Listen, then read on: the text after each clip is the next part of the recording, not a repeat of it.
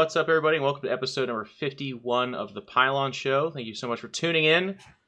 We have a really nice WCS preview show just a few days before the start of it. So in StarCraft 2 Blizzard terms, it might as well be 6 months in advance. They're going to give you guys a huge amount of time to really get prepared for this coming weekend's festivities. Before we get there, let's introduce our awesome guests. But starting always there, the red oak to my forest, the moss to my tree, it is Mr. Dan Artosis Stemkowski.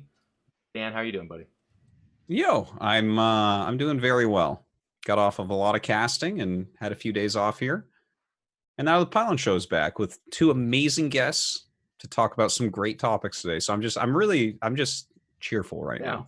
It's a good time to be a StarCraft 2 person. Just happy about the stuff coming up. Speaking of StarCraft 2 people, we recently had one guy try to jump ship and get off onto that sweet, sweet money train that is Brood War streaming, but was recently kind of kicked off of that. And we'll talk a little bit about that later, but with his tail tucked between his legs, back to StarCraft 2, it's Beastyqt. Good to have you here, Mr. Friend. How are you doing? I'm doing good. Thank you for having me again. It's going to be a lot of fun, especially with the topics we have today. Yeah, I think it'll be nice. Speaking of fun and nice, we have one of the infamous, whatever it's called. It's three Digletts together. I'm not sure what that forms, but we have just Doug one. Trio. Doug Trio. Okay. Okay. We have the yin to the yang of Mr. Artosis, and they have a new show. Newish. I think we have to stop almost calling it a new show because it's been around a little while here, in depth. No regret. It's so good to have you back on, buddy. Thank you for coming on, Jake. Thanks for having me. I love being here.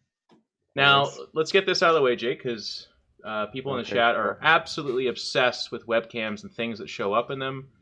Can you talk a little bit about who's behind you, who might make appearances, where you're at? Oh, that is Mr. Eon Zerg himself. Okay. We're up and coming. Zoom in, please. Beastyqt, if you can take a closer look, that's what an actual Brood War player looks like. If you want to. That beard is essential. So no headset. Yeah. You need a beard. Need a beard. Well, you need a whole less money, kind of more anger, a little bit of an ulcer or two would kind of get you there. But that's Eon Zerg. That's where we're talking about him. But yeah. Best foreign Zerg right there. And he's actually playing Brood War, you'll notice, not playing like League of Legends or something like that in the background while training to be. In Brood War, you actually have to play the game you play in order to be good at it. Kind of crazy. And yeah, Scarlet's here, and everyone else is in Kiev. So. Okay. Yeah, people are spamming the chat. Is Scarlet going to be in Kiev? No.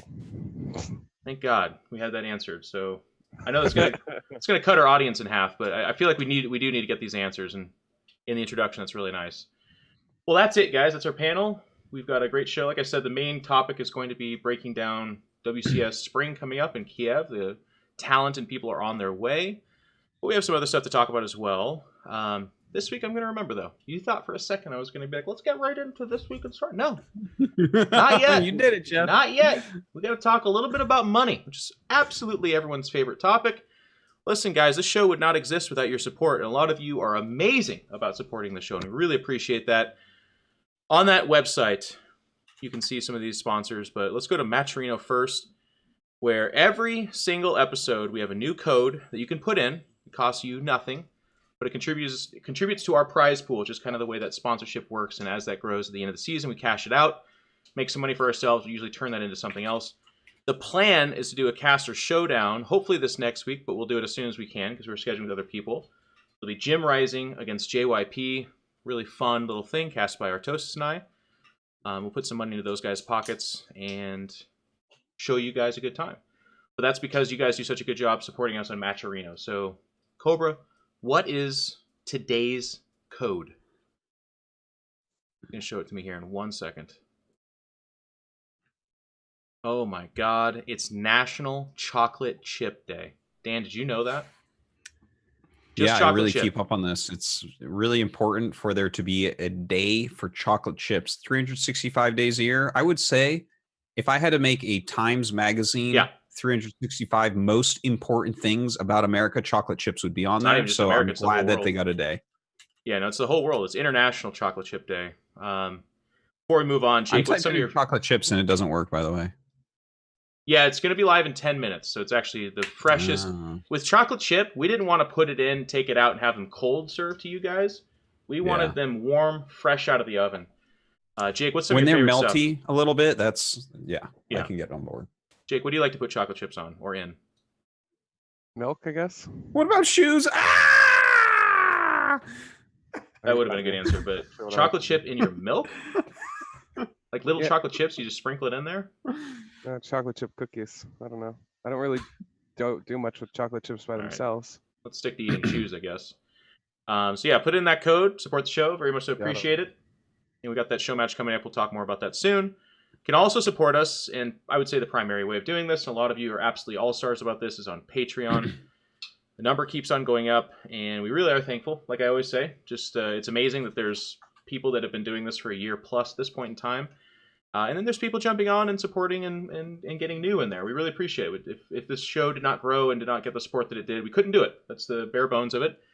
And we really, really appreciate that you guys did it. We'll thank the people by name at the end, but that is the best way to support us. You also get some cool rewards for yourself, like seeing the show immediately after it airs, getting to ask questions, getting to write us fan fictions, which we did have last week, by the way. Yeah, that wasn't a bad one, too. I was kind of cringing as you started, but it came out all right. Well, I feel like with the fan fiction, you're supposed to cringe. Like if you have, it's not supposed to be a good story. But I agree with you. They walked the line. It was kind of a beautiful little story, and I could see our characters in there. I was waiting for sexual stuff to happen. It just never did. It kept it pretty clean. Really appreciate that. So that's Patreon, and then of course there's AFKT supported by Lycan.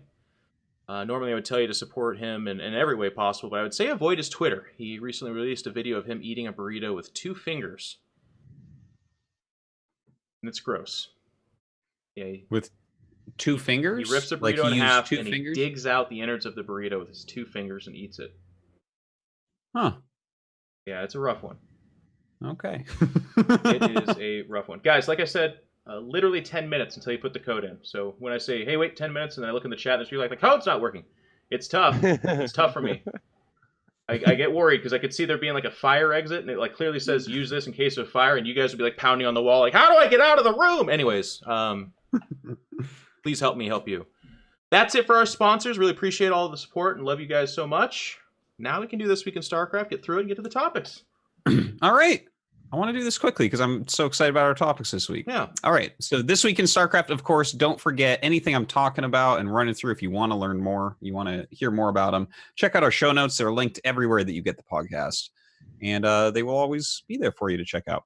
We also have a great calendar that we're keeping within the show notes as well, where you kind of see the general dates for every month up through November, from May through November right now. So that's going to be really useful for you to see some of the upcoming tournaments that you might want to, play in, watch, travel to, whatever.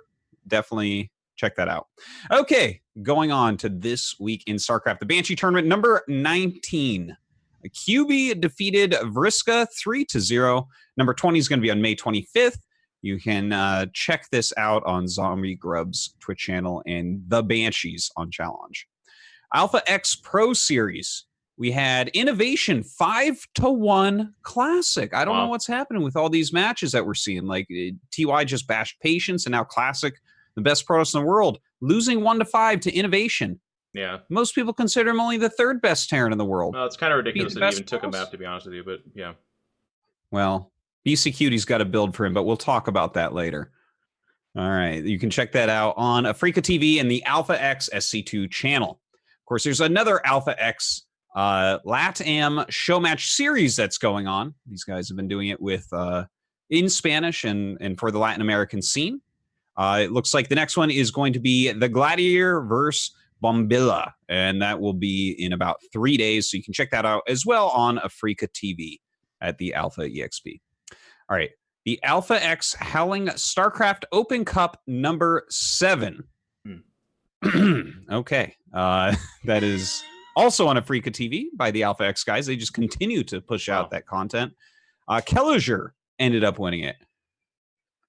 It's an important note that in the bracket, there's like Kelliger beat Eric in the opening round, which is incredible. I know. Isn't that crazy? That's crazy. I mean, these are the gatekeepers of that scene. People like Kelliger and Special. Because Eric's good, man. We'll talk more about... Shh. We were getting to that. That was supposed to be a surprise. Why was it? Wait, how do you guys even know about this? We know everything. Because we have the greatest team ever putting the show together, so we know everything. Thank you very much. No, I'm coming. We have it in the show notes. All right, moving forward. Alpha Team League. God, these guys are putting out a lot of content nowadays. Gold Masters 3-0 over Panic Esports. It was on May 12th. And there are signups open for the EU Amateur, Semi-Pro, and Pro, NA Amateur, and Pro. And all those close on May 24th. If you want to check this stuff out, check out the document. We have links to all the different areas for these alpha guys. But they're putting out a lot of stuff and have some of these amateur things coming up as well for you to try to play in. Anyways, China Team Championships 2019 Season 1. It is continuing forward. Of course, if you want the English stream, check out Wardy's channel. Yeah, it's just, I mean, you can kind of look at all the scores here. It looks like Triumphant Song Gaming is in the lead right now, but it is really, really tight. The fact that 2-3 with only like 2 maps worse, or really net 1 map worse than the place before. You just look up through the rankings basically, and it is like a very close team league at the moment. Really cool to see this this team league kind of getting the team battles back into it. I hope that this can continue and maybe be covered better in the future. I don't know if you guys agree, but I always liked the team aspect in StarCraft too. Yeah. Anyways, Jeff is giving me a weird look, so I'm gonna keep going. I watched Cobra try to spell silence 16 times in a row. I remember when you talked about that the other day. It was so funny. Okay. NetEase Esports X Tournaments 2019 Spring. Ooh. All right, from 2019 Spring, they are going to be putting on a team tournament as well. So it seems like this team craze that is going on in China right now continues, which is super, super cool. Very exciting. Yeah. Huh? It's very exciting that it's doing this because it in theory could go back to like the way Brood War did with teams back in the day. Yeah, and maybe it just gets based a little bit more out of China, which, I mean, that's fine. China's cool, and it's kind of bringing the scenes a little bit closer together and maybe getting some more practice for those Chinese players that are good, but not really the Korean level. So very cool stuff, guys. The playoffs are May 30th through 31st. You can, of course, check that out on Liquipedia or go ahead and jump into the doc and see what links we've got for you there. All right, the Master Swan Open / Sea Duckling Open. This is something that goes back and forth between a Bronze to Diamond tournament and a Bronze to Masters 2 tournament weekly. This week was won by Aeon Leader. Check it out at twitch.tv/cranky_ducklings. All right. Sentimiento Latino, number 54. Sinner defeated the Zerg Lord in the finals. And of course, the wonderful Alessandro has noted for us that Eric did not play this week. Because if he does not win that tournament, you got to ask what's going on. But skip that one. Number 55 will be played on the 18th. Congratulations to Sinner for his victory. Look at eggs. All right, the Horus Open, huh? Look at eggs. That's a picture of eggs right there. That is a picture of eggs, yes. Oh, where? Oh, on the next one? Yeah, look at that. Yeah. There he is. I was like, that's not eggs. That's Sinner there. Okay, anyways. The Horus Open number 1. It's organized by Horus. He's a Mexican caster. It looks like eggs won over Jim Rising. Ooh. InControl's boy being taken down there in the finals. Anyways, you can check this out on twitch.tv/HorusTV. That scene is getting very active right now. It's very cool to see the LATAM scene really rising up. All right, Alima League.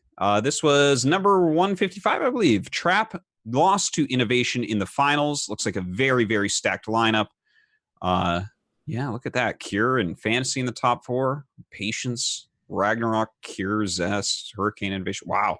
But yeah, Alima League, great weekly tournament. Check it out, twitch.tv/Alima League, or Maynard is generally the guy who does it in English. Looks like Wardy does it some as well.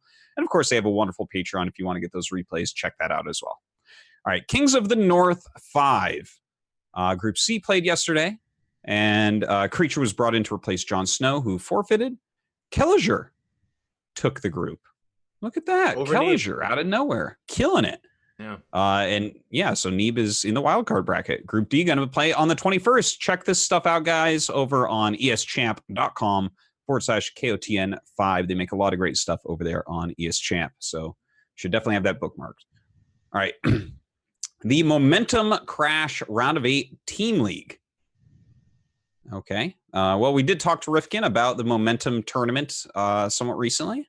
Looks like Hearthstone ended up winning and team all kill match and all that. Okay, cool. Check that out. We don't really have any links there, but Beastyqt TV, of course, on Twitch is where you can find all Rifkin stuff. All right. Super Turnage Computeroi Season 4 Finals. Doing great. Looks like at the yeah, thank you. You know that Stumkowski is a Polish name, so yeah, that's why I can say these words so easily. Yeah. Okay, so Mana ended up taking it down over the Ling Master himself, Guru. It looks like maybe Nurcio forfeited the third place match, so Art's going to take that, but a very solid top 4, obviously. The Polish scene, very, very strong. If you want to check this out, there was an English stream, twitch.tv/Lady Azilis. You can go ahead and check out the show notes because you don't know how to spell that. All right.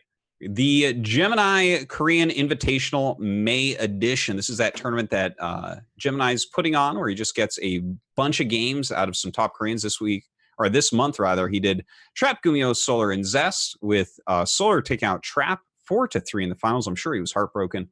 But you can check this out. His VODs are on his YouTube channel, youtube.com/Gemini_19. If you want to support that, of course, he's got a Patreon as well. The TESPA ESPN Collegiate Esports Championship took place. I didn't get to watch any of this yet, but kind of cool that ESPN doing some stuff with collegiate esports. If I understand correctly, they had a bunch of games over there. And, of course, Nathanius was over there. Castle with Axel Toss, kind of a blast from the past. And Grubby, the Warcraft 3/Here's the Storm player, was on the commentary couch. Former Starcraft 2. Yeah. Used to be a good StarCraft 2 pro. Yeah, so it looks like Berkeley won, and cheers to them. The Twitch channel was Team TESPA on Twitch TV. StarCraft 2's Platinum Heroes. It is a Discord tournament.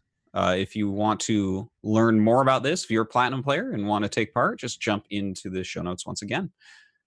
All right, the SCV Rush Open number 166. Insane took down Poppy 3-0. And I guess we got a video to play.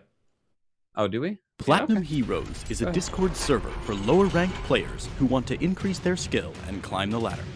Currently, over 400 players in our community can get free one-on-one lessons from our volunteer coaches, submit replays for analysis and strategery. That's not really worth it. So if you do this, you might as well build it at home and or vent about losing to the same freaking cannon rush every game.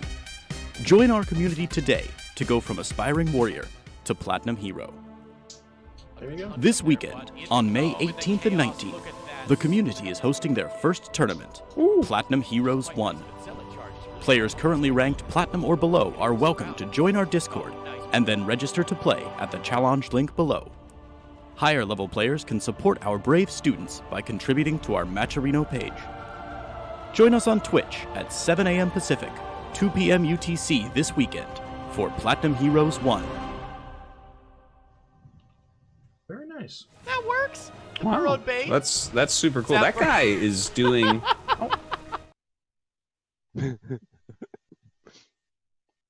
All right. I thought the video was over. Anyways, no, that guy does a lot of stuff right now for the community. He shows up to GSL quite often and brings people down and all that. So really great to see that, guys. Check it out. I think it's neat that, there's a lot of things where it's like, bronze through diamond and stuff like that, which is cool as well. But generally that's going to be dominated by the top. But when it's very specific, like just platinum, I think that can be a very exciting thing for that level of players because they know, it's not going to be a bunch of diamonds in there wrecking them or something.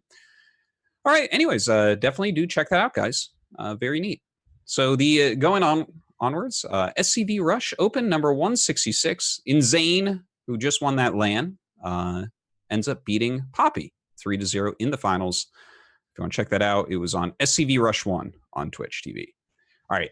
The Pizza Pie Biweekly Season 1. I believe that Season 1 basically finished up the top 16 Pizza Point earners. Of course, Eric topped it. This was pre-season 1 that Starkiller won all his pizzas. And look at this. Meanwhile, Eric posts on his Facebook page that he is going to Korea. He leaves on the 20th and is going to stay for 3 months. Yeah. So we are going to see if he continues to win his pizzas over there. But what do you think about that, Jake? I'm pretty excited. I feel like we haven't had very many Latin American players besides obviously Juan. And the more, like, we've had tons and tons of regions representation here. I think actually we had eggs for like 2 weeks or something, but it's really cool to see people stay for such a long period of time, because a lot of people just come for like a couple weeks and leave, and it's not enough time really to do anything.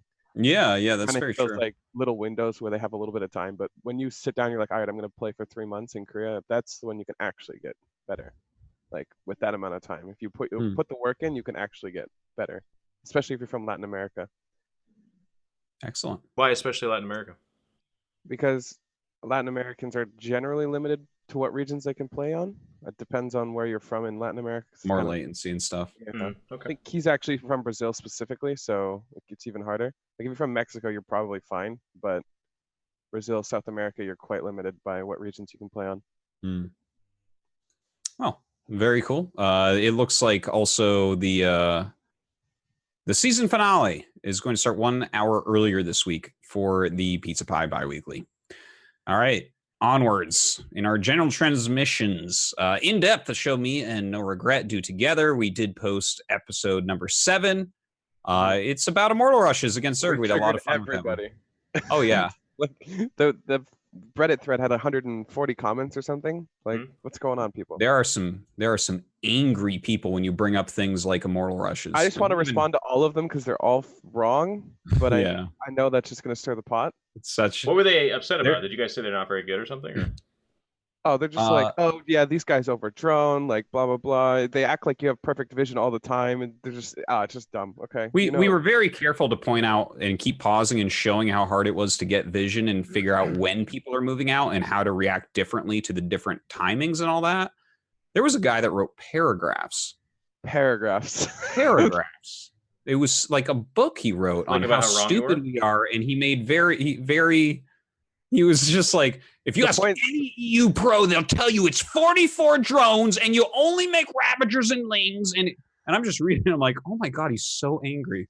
And we didn't even say like, this is how you do it. We were like, do you think this could be like part of an answer is basically how we were wording it? Because we don't really know. We were just trying to figure it out. But anyways, it hit a chord. You can check it out on ArtosisTV. I don't like that you guys make a show where you don't have all the answers. It kind of rubs me the wrong way. Like, did you guys did you guys try to have Tasis on, or did that not even occur to you? Like, how we tried, but that's a good idea. Get Nick on there to help us analyze these replays. Because you could do your show later in the day, right? Like at the vampire hours when Nick wakes up, or we do it a little bit later, but probably still too early. Okay, you probably it's only we start an hour and a half after lunch. So why so early? I know, right? It's because I got to get to bed eventually. Anyways, check it out, guys, on the ArtosisTV YouTube channel. All right, Rotterdam has his Roddy and Friends show. He has week 2 and 3 up. Thermal games against Muslim and Rainer games against Hearthstone. Wow. Sounds like some very good matches there. Although thermal bashing a caster, I'm not sure how good that's a little bit one-sided. Yeah. But guys, check that out over on Roddy's YouTube channel. I don't know the exact link, but it is in here. Of course, you can check out all of his social media, Rotterdam08. All right, Pig's Icy Far Challenge this week. It's Peasants Revolt. Every time you attack with your army, bring 4 or more workers, the more the better. Wow. Send your replays to eonblue95@gmail.com. I feel like Tara did pretty well with that one. Probably. Is it rude to not tell your race when you choose random by Katz? You wrote an article on Root for Root. I did not get to read this yet, but I will because Katz is a very smart guy. What do you guys think? Is it rude not to tell your race? No. It's nice when you do. Exactly. It's not rude. I mean, you don't have to. I agree. I almost don't want people to tell me because sometimes they tell me and they lie, and that's the worst. I've only had that happen what the most annoying it is as a random player is I get people who ask me what race I am, and I'm like, I tell them, and they cheese me. It triggers me every fucking time. Okay? Every time someone asks for a race, they cheese. Every time. I'm like, and I don't want to just ignore them and be like, fuck you. But these fuckers cheese every single fucking time. It's so annoying. Like they ask for a race, and as they're sending the SCVs, if you tell them the race, so they know what to make, like Reapers or Marines or Marauders. Like I'll tell them I'm Zerg, and they'll throw 4 axes down. I'm like, fuck you, you're just an asshole. No, but let's I don't tell people, just pretend you guys as the random players weren't already in the midst of your cheese build, right? Is that what we're doing? Yeah, I'm an honorable macro. Are we pretending right now that you're just getting settled for your 45-minute macro game where you're going up to 4 bases? I'm not building barracks on the other side of the map because they told me I'm Zerg. Like, fuck that guy. Fuck all those guys, and they all do it too. True. I'm so... Like I said, there's so much. I want the position of Warden of BattleNet. I would do so many things so different. Like I'd have random players hit each other all the time. I just had the ladder like Crossfire, where it doesn't matter what rank you are. You got randoms, fucking Beastyqt hitting NoRegret on the Korean server. They're like, "What race are you? What race are you? You son of a bitch!" Both their buildings are like everywhere else. I'd have BM players hitting BM players every time. It'd be such a beautiful BattleNet too. This article from Katz, though, I haven't read it. But Katz, who's in the chat, love this guy, always loved him. He's one of the most eloquent and well thought out people you can encounter in StarCraft. Yeah. And actually, Matt, is that the whole article? That is it. Jesus Christ. So Katz has never responded to anybody with less than 6 pages of text. This article is 1 page. I cannot believe this. Katz in his old... He must have like arthritis in his fingers where he's like, listen, I'm going to do this in 6,000 characters or less. Okay, that's all I'm doing. I actually think that's a TLDR, isn't it? This is a TLDR. Yeah. You're right. Katz, baby. Yeah, Katz, like, full book will be released in November, okay? I've been working out with my publisher. Trailer. Trailer, yes. Guys, you can check out Katz's article on root4root.com. All right.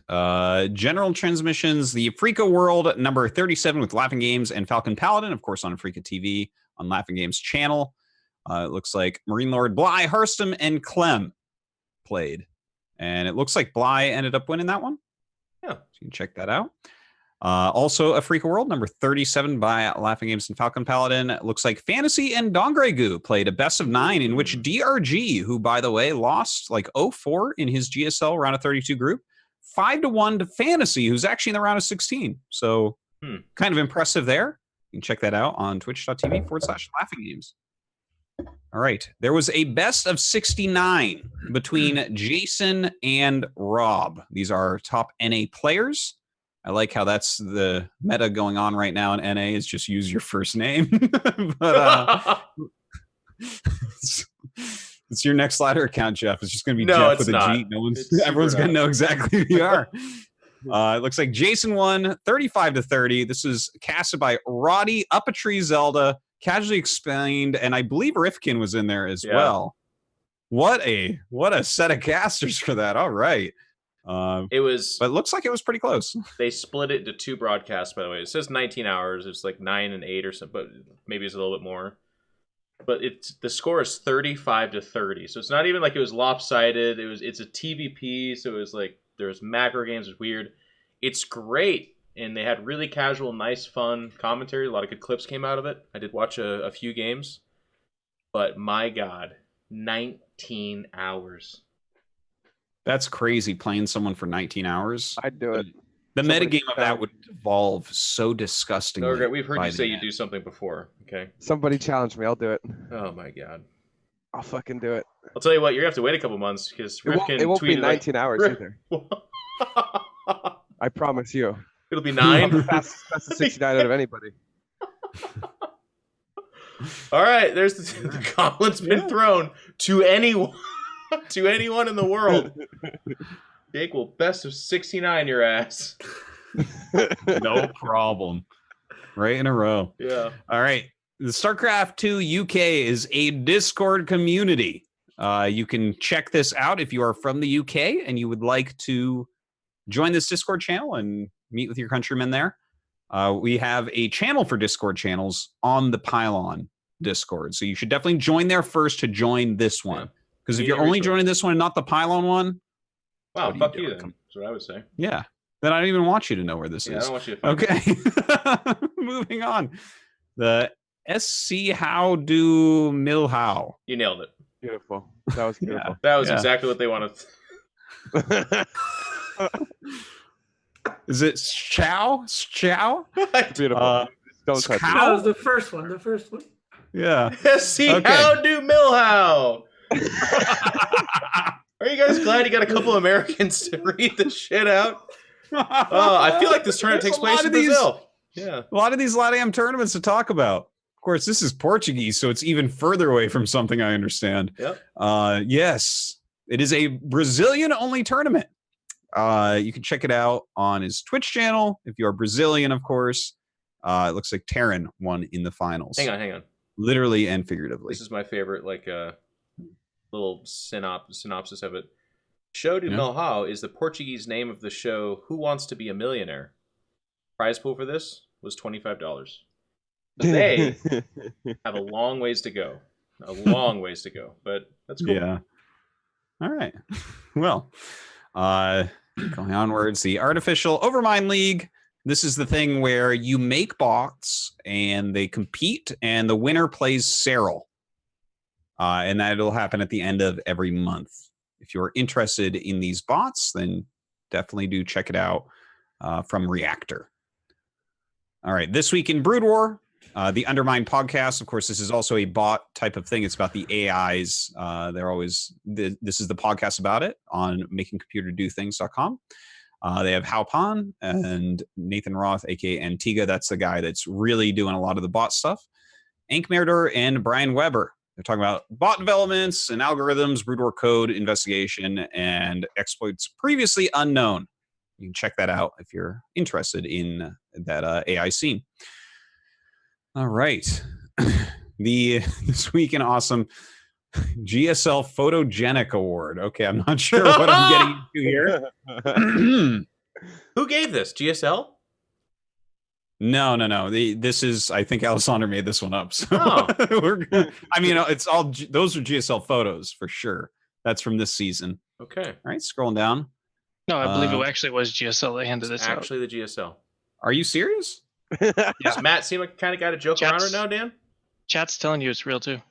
Oh, really? Oh, I didn't check the group selection VOD yet. Guri gave it out, or however you say it. Yeah, because that was group selection was actually last night. Wait, I so got Innovation got first? Is that how this works, or what? I think it looks like Hurricane won. That Hurricane? Right? This is the worst design thing. I can't tell who won. If it's first, second, third, fourth. There's a fucking blue box around one of them. I don't know what's going on. The blue box is the winner. The fact that you can't tell who that is about your racism, not about the award, man. Come on. So He's colorblind to blue. Hurricane won. Hurricane's the Okay, answer. so cool. I guess Hurricane ended up winning the Photogenic Award.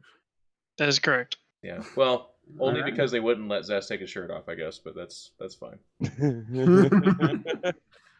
That's funny that they actually did this because they took the photos too. So whoever won, it's their fault, and whoever didn't win, it was their fault too. Yeah. All right. Moving onwards. Speaking of definitely check out those the group selection bot. I'm sure it was very, very good. Yep, I used that filter and told it to make me a man, and you're damn, so damn funny sometimes, Dan. This is such a good joke, dude. Well, I saw everyone doing this. I'm like, I'm not going to partake in this shit. And then I thought a little light bulb went off above my head. I was like, you know how what? many likes did this get? Oh God, so many. It's a lot. It should have got more, is what I'm saying. Should have got more. Thank you. Well, there it is. All right. Oh my God. This week in awesome, the ladies in Starcraft. It looks like a lot of people posted pictures of themselves. Oh wait, no, I know this top left picture. Hey. Someone ran pictures of pro gamers. That's Eric. I know that pose anywhere. So yeah, so it's starting top left. That's Eric, TLO. Shit. Snoot? Is that Snoot? Yeah. It's either Snoot or Probe. They're literally the same. Yeah, well, it's Snoot or Probe. Same. So Snoot. I think it's Snoot, then Probe. Yeah. Or don't highlight. Don't highlight. Let me guess. Is this Rob? I think that is Starkiller 1,000,000,000%. I just know that. I know that. Reveal. That pose. Matt. Yep. Oh, he nailed it. Dan knows his pizza eaters. Bottom left is Todd. No. That's Todd. Oh, for sure. Definitely Todd. Hang on. This one. Oh, shit. Oh, who's this? Oh, that's nice username. 1,000,000,000%. Is it really? Is it wow. Really? No.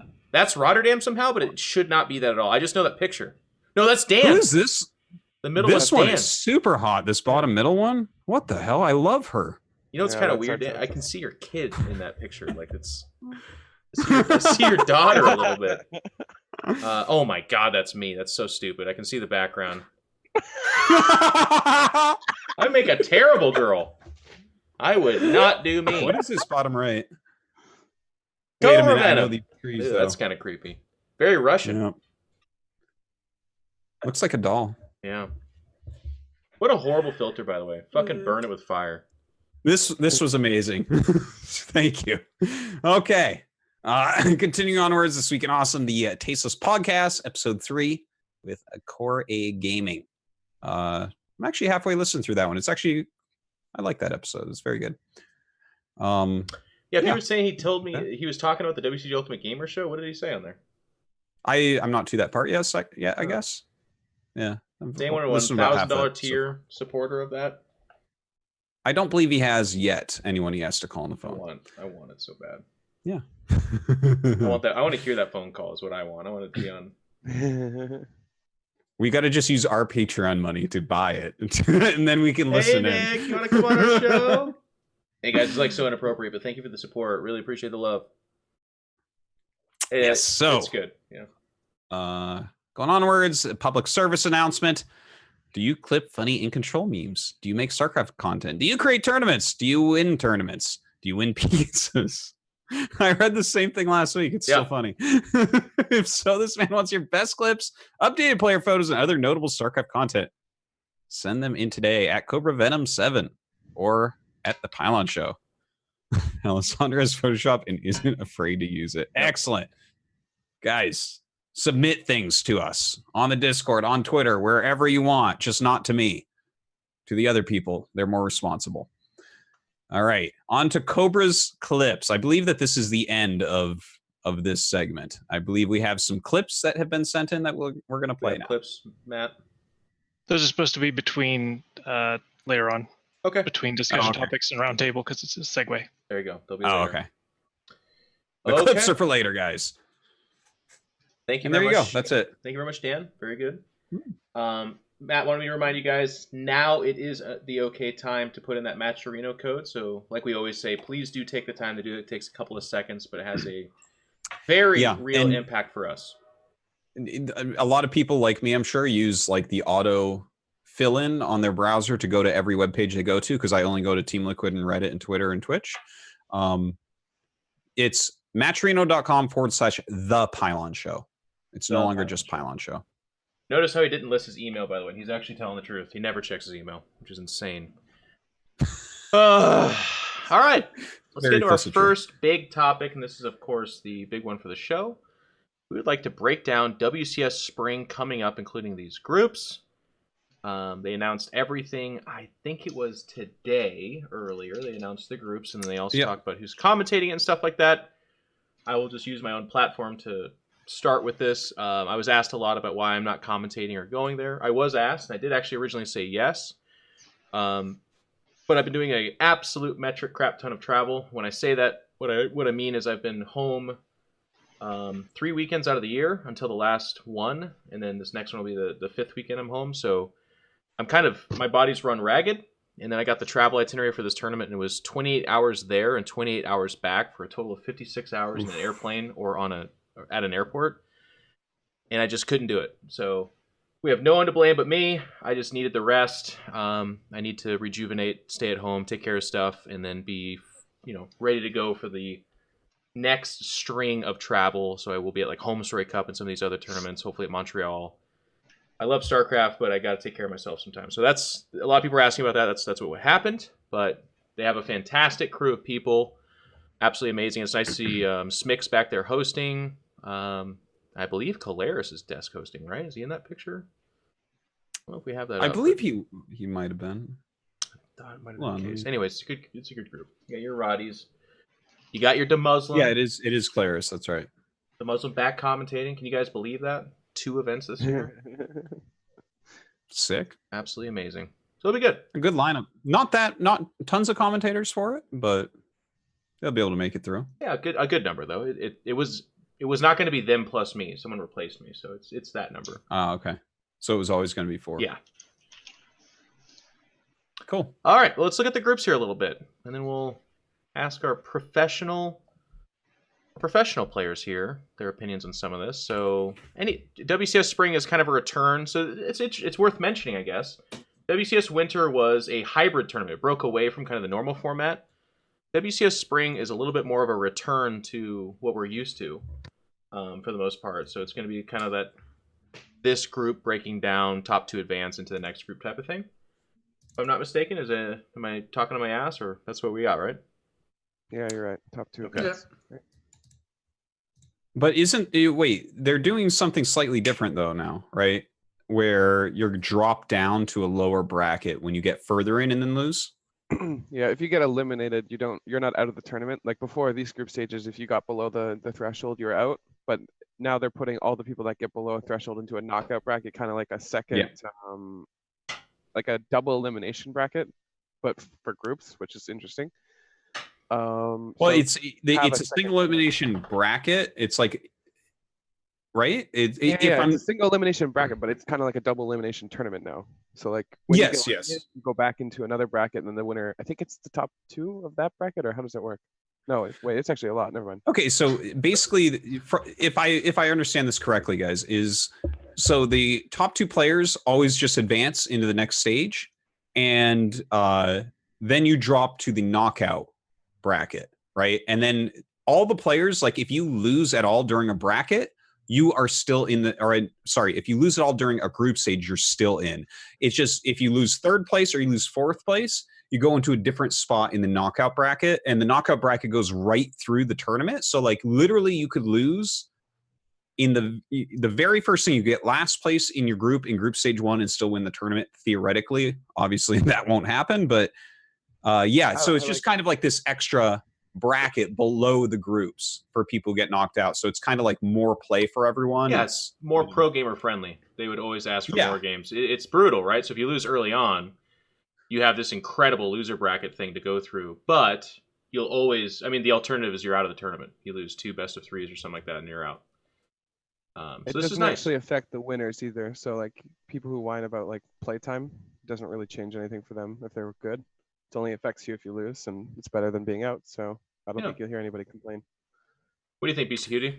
Yeah, I think it's a pretty good idea. Like sometimes when you go to a tournament, you get a group with like 3 people that are, your weakest matchup, and you just kind of get bopped, but it's kind of like the second chance for them. So I think it's pretty cool. Even though like the playoffs bracket is much, much bigger. It's 24 players. And well, if you get knocked out there, then you're done. But I think overall it's good. Yeah. What does a 24-player bracket look like? Because that's not 32, nor is it 16. So like, how does it looks big? It's a single elim 24-player bracket. Oh, I see how it would be. Yeah, it would be like the guys here, and then they pop up and then play. Yeah. So the guys in round of 16 are probably the guys advancing straight from 3rd group stage, and then round of 24 is people from the knockout bracket. Yeah. So it'd be 8 people coming through knockout brackets. Yeah, because there's 8 knockout brackets basically. So one thing, and so the winner of every knockout bracket goes in the round of 24, and then they play to get to go to the next round. So one thing to look at that people were talking about in the Reddit thread that is too bad. These are supposed to be groups of 4. So if you're seeing 3 names in a group, I believe it was something like there was 16 buys or something. It's a lot. Yeah, that actually definitely we should mention, because if you look at last year, there was like drama that we talked about each time on the Pylon show about how too many people signed up for every tournament. Mm-hmm. And that, pro gamers were like missing it and not getting in. And there was just like so many people. There's like a lot of hype. And I believe that happened on at least the last 3 stops, right? Mm-hmm. Last year. I think it even happened on the first one, but I can't quite recall. I always forget what happened at fucking like Leipzig or whatever, or wherever the hell it was. It's pretty obvious why, right? Like it's in Kiev, right? Yeah, like it's in Kiev. If you look, there's almost like no North Americans whatsoever. I think Russians have a really hard time doing. There's a ton of like logistical issues like being in Kiev for a lot of people. Yeah, it's not as friendly to just kind of show up. For example, if it's in Austin, tons of fans can fly to it from all over North America. Like North American flights are a couple $100 from basically anywhere. So it's just totally different. I think even for the Europeans, it's not easy because, like I said, Russia's example is like pretty hard to get visas, I've heard. So yeah, I guess that kind of limits the amount of participation. Like, yeah, that is rough though. It's like guarantee you that when we go to Montreal, it'll be the exact same thing. You know, too many people sign up. You mean too many people signing up? Yeah. Well, especially if you have this type of knockout bracket, right? Because that's actually if you're spread around. Like, think about group stage 1, right? You have a lot of players that come in. Well, if you look Dan. at previous years, like Austin or Dan, before you get too far, yeah. I don't know, and maybe you know better, or somebody can correct me, and this is just going to be kind of weird, but I kind of feel like this is the format for the Ukraine tournaments. It's not necessarily going to be the format for the Montreal tournaments. Maybe. That's put on by DreamHack, isn't it? Oh no. It is. Suck. That's true. The Montreal one is by DreamHack. But the reason this could be wrong is it could be Adrian came up with this. I'd have to imagine that this is Adrian's doing. So I think this is probably going to be adopted into the other ones, but it's hard to say for sure. Go lay down. Yeah, because I think that basically when you look at something like this, where it's like, okay, you play in that first group stage and you're actually playing some really good, open bracket players that come in, like some high GM guys and stuff, or pros that just didn't make it through. And then you just lose, right? But people still would sign up and play that. But then the thing is, in the knockout brackets, you're much more likely to be hitting the other guys like you, who just kind of came down. Maybe you're like a Masters player or something. You're just having fun. Robbie's saying it's only for Star Ladder, not for DreamHack. But no way. Oh, really? Okay. It could have changed. It could have changed. I feel like this is a better format, but this is a much better one. Yeah. So we don't know. It sounds like nobody has the answer. But that's just worth mentioning. It could be different in Montreal. Not that really changes things super dramatically, but And this is a lot better for like the amateur players too. Yeah, like for example, let's say we'll take an Astray or a Future or someone like that. These guys lose to people that are worse than them all the time. But if you have like a backup, like a catch, like a net, it's a lot easier because a lot of these people are just really inexperienced on stages. Yeah. So like, it's just kind of sad to not see this implemented because it seems like a really good way of making sure the good players get in. I think nobody disagrees with you, but Robbie's making the good point in the chat, which is always worth mentioning, is that a lot of times it's restriction to how late the venue can be open. So yeah. Of course, it'd be better to have more matches, and I don't think there's anyone that would argue against that. But the only argument against that is logistic limitations, where you just can't have that many matches played. Right. For PCs. That makes sense. So we'll know. So this will have to be a developing story. We'll have to wait and see. In terms of the format, we don't know. Even Adrian, who, by the way, congratulations, just got engaged, he was flying over to Kiev as well, so he'll be on site. But he's the architect of this stuff. He works with DreamHack and he works with Star Ladder to figure out what they're going to do format-wise for WCS. And we won't know because they are absolutely asleep right now. And if they're not, then they should be. Go to sleep. Yeah. Very jet lagged then. Yeah, okay. So, I mean, I think that this is definitely more pro gamer friendly. I think it could make it a little bit harder on viewers because it is a somewhat confusing bracket and it can be weird to see someone lose early in the tournament and then just pop in out of nowhere and do well. But I think it's much better for players, so that's cool. Yeah. And it is sad to see that there's just the fact that they didn't fill the tournament and everything was overfilled last year is. And the thing is, I don't think that StarCraft got less popular at all. I think it's still growing and still doing really well. It's Kiev, man. We don't need to speculate, pretend. We don't need to do that caster thing that you know. Yeah. I don't know. What could it be? It's like, no. I would say, yeah. I can't think of anything else it would be. Yeah. No, but it seems like most everybody that's like serious is going to be there, right? If you look at like notable participants and stuff, it's just about everybody. I mean, obviously NA is going to have some of their like more mid-tier guys are missing. That would be there if it, maybe we'll see them in Montreal or something. But did I see in the Reddit chat and our Twitch chat can correct me pretty quickly, or you guys can? I think a couple guys that qualify just won't be able to make the trip at all. Like I think Puck's not going. Oh, is that right? Yeah. No, I didn't. I did not hear that. Do we know why? I do not. That's why I feel like that's kind of weird for Puck to not go. I thought I saw that Puck is not going, and I think Estrella as well. It's not. Really? That's sad. I liked Estrella's performance right now seems really good. It'd be nice to see him go. Well, If you guys want to tell us what happened there, that's cool. If not, no worries. But yeah, it's, you know, Ukraine's a tough one. That's just going to happen. But we talked about this at the beginning of the year as well. Starladder puts on a great show, and like Dan just said, a lot of the very serious top players are going. So it's going to be a fantastic tournament. If you're a viewer and a fan, I would not let this mar you at all. There's not going to be any mega sob story about this being some hollowed tournament. It's going to be fantastic. It's got a great talent pool of commentators and hosts. Love everyone that's doing it, and there's great players. So we'll miss a few, but if you're really worried, I think and here's I like what you guys said. Here's the warning. If you plan on going to Montreal, either qualify or the second you don't qualify, and maybe before that, have your team or you buy a ticket and get your ass logged in, because I agree. If anything, because the other two stops are Kiev, this one's going to be doubly full. It's going to be doubly full. And I'll also say this. If you're a North American or a French Canadian and you're just like, I want to play because I can, don't feel bad about getting your spot. Yeah. We talked about that a lot last year. It was crazy to have people flaming lesser skilled. Just sign up and play your tournament and have fun. That's how it should be. Yeah, you're not a pro gamer, you're not professional enough to get your own ticket. It's kind of like your job, so. Yep. Yeah. You know. Yeah, the professionals can't get it fast enough, then what the fuck are they doing? Anyways. Yeah, I thought you had high APM. It's not like wasted APM. They give them like literally every opportunity. Like they give them priorities and stuff. If you get in and they didn't, they're fucking dumb. Oh yeah. No, just to confirm what Jake said, there was not a story of someone like F5ing and trying to buy the ticket. They just couldn't, and some like weird French Canadian just happened to get it. It was more of a like they waited until the last minute, figured that they would get priority. It turns out they did, but they didn't jump on it, and then they didn't get a spot. And then a lot of those guys still got in because the bad players kind of feel bad. So it was kind of ugly and weird. So just make sure you're ahead of it this time and know that Montreal will be absolutely jam-packed. That's going to be a full tournament. Yeah, I have no doubt.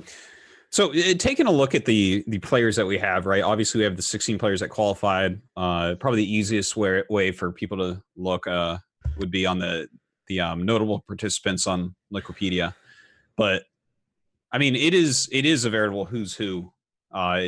Kind of want to get your guys' sound off here on who is there. There's like a lot of exciting categories. Like obviously we have some favorites that everyone kind of agrees on, people like Rainer and Cyril and Neeb. And I think those aren't as exciting to dive into, but like some of the people that have quietly improved a lot, right? Because we had WCS Winter, but this is a bit of a different beast and people are training really hard right now. And we're seeing some people rise and some people fall. So maybe people who are going to disappoint you, people that you think are really up and coming. Like, is Goblin going to get a top 8? Is Roddy just going to prance around and be so happy? I don't know. Have you seen those like tier lists where like people like rating McDonald's and stuff or whatever? Like, we should do one of those for pro gamers. Justin Wong's Twitter? Yeah, no, I follow him. Justin Wong's we should do a tier list for pro gamers. Yeah, that'd be sick. Well, what are your guys' thoughts off of what Dan said? Who do you guys think? I mean, there's the obvious ones we're going to say here, but it's worth mentioning. Rainer did not win EU Europe, so he's going to have to go through the bigger bracket, and he's got Snoot in that first group. But then he's in a three-man group. Rainer's obviously going to do well. Yeah. There's no. I don't want to say too obviously because last time I said that I got messed up, but he's supposed to do well. I mean, he did win Winter. He's been looking great. I think he's more motivated than ever to be the best player, and that is like a huge thing to improving. So Rainer is someone to look out to. Cyril seems to be still strong. It's hard to say I think the Terran players are. It's like Time is pretty good. Time did really well and won Montreal, and he seems to be like a bit of a question mark where sometimes he shows up and does really well, and other times he just goes out like really early. So it's hard to say. I would like to see Time do really well. He's young, Chinese. Well, let's use your Korean scene expertise. Special just qualified for the round of 16 GSL. He's going to Special should do well, but the problem is he's round of 4 locked, so he can't win, but maybe he can get round of 4. He can't win. They'll have to fly out of this term or something. Is that what you're saying? No, like he loses. He's never gotten beyond round of 4, basically. Oh, wow. Like in LatAm tournaments, sure, but remember how many top 4s he got a couple years ago? It's like just Neeb knocked him out of every tournament and stuff. I would love to see. I think this would, if he were to get out of his top 4 lock, it'd probably be this one. Like it doesn't seem like he's very easily stopped by Protoss right now. His TVT's always been pretty good, and his TVC's like scary. I'd love to see him do really well. He's prepared really hard. He's been playing with literally every Korean ever. He's in really good shape right now. I think he We could always really say well. that though, right? What's the difference now? We do always say that. That's why I'm saying. Well, he's delivering, right? He has. That's true. He's delivered the for the thing round of is, 16. He beat the I same think if guy you in his. look- He beat one guy in his group, right? No. To be fair, that group was really hard. It was SOS, I'm not saying it's TY. not, but he beat one guy twice, right? So I think here's the difference. I think he's actually special right now is playing his own Starcraft a little bit more than he has in the past. I think in the past, 100%. What I've realized is that he looks up to TY almost too much, and TY is like the smartest, best guy, but Special would just kind of follow him. If you look at the way he and TY are playing right now, they're playing somewhat similar strategies, but Juan is playing them actually quite differently. So he's actually brought like his own flair, which I think is a big thing to help you break through from, the mid placements up to, he gets top fours, but eventually he just falls. But like this stuff that we're seeing where he's like, oh no, fuck this. I'm just like, if you watch that group, right, he and TY played the same players and stuff. And Juan played very much differently. And it looked to me very much better than TY, which is crazy because TY is like my favorite player in the whole world. But he does have his own flair right now. So I look at this, he's a very much a possible champion at this point, I think. 100% agreed. Also, I feel like if anybody is taking Cyril out, it's probably someone along the lines of Special. He's practicing in a little bubble, like where not necessarily, like for example, Cyril, we all know Cyril does not get much Terran practice at all. There's like 2 European Terrans, maybe like 1.5 European Terrans. So Special would be the person to snipe Cyril if anybody. It's probably not going to be a Zerg. It could be Raynor. Raynor is really, really good, but Cyril has tons of ZVZ practice. He looks like a monster in ZVZ. But his Terran win rates in general are just lower than his others. So if it was a Special versus Cyril finals, I could totally see it going either way. And I'd love to see it happen. I think he's prepped really well. And like Dan said, he's been more special than we've ever seen. And he looked a million times better than TY in that group. Like if you swap those names, could have been like either way, you know what I mean?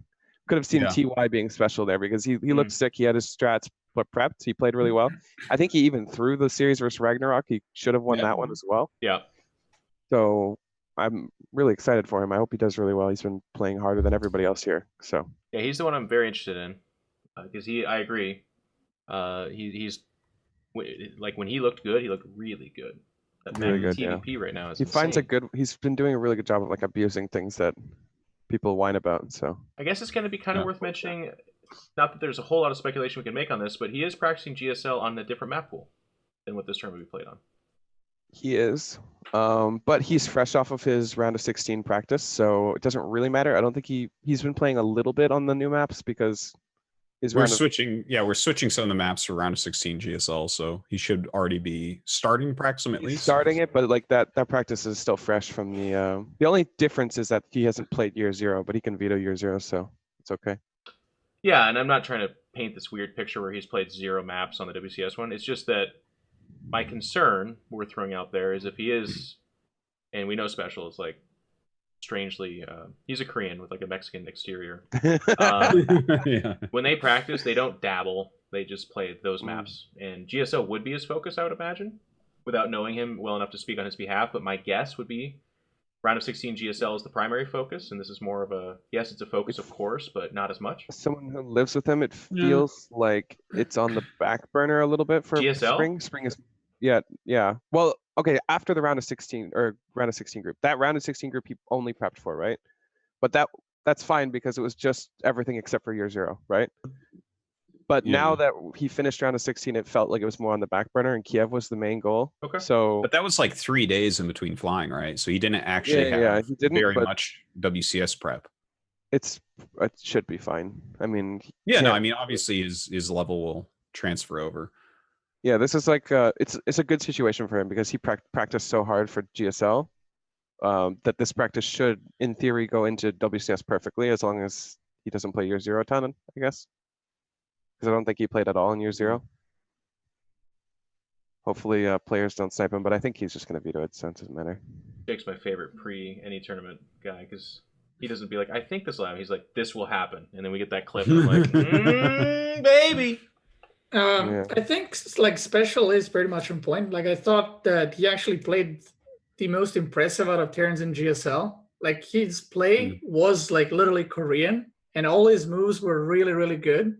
And even when he was behind, he knew like how to come back. And I thought he played like probably the best I've ever seen him play. So I think he will do well, except for the obvious like picks, you know, Cyril, Neeb, Rainer.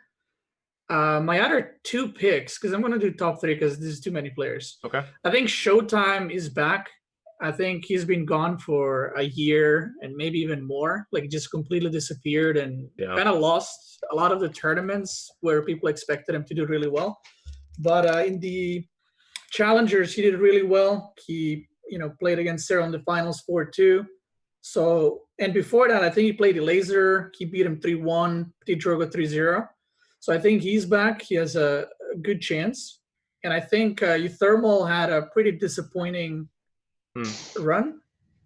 But I think Euthermal is always really good. And the thing about, for example, Euthermal and Hero Marine, I think they're both extremely good. Both have very different playstyle. But I think Euthermal has a kind of, I'm going to win a tournament playstyle. And Hero Marine is just like, I'm a solid player.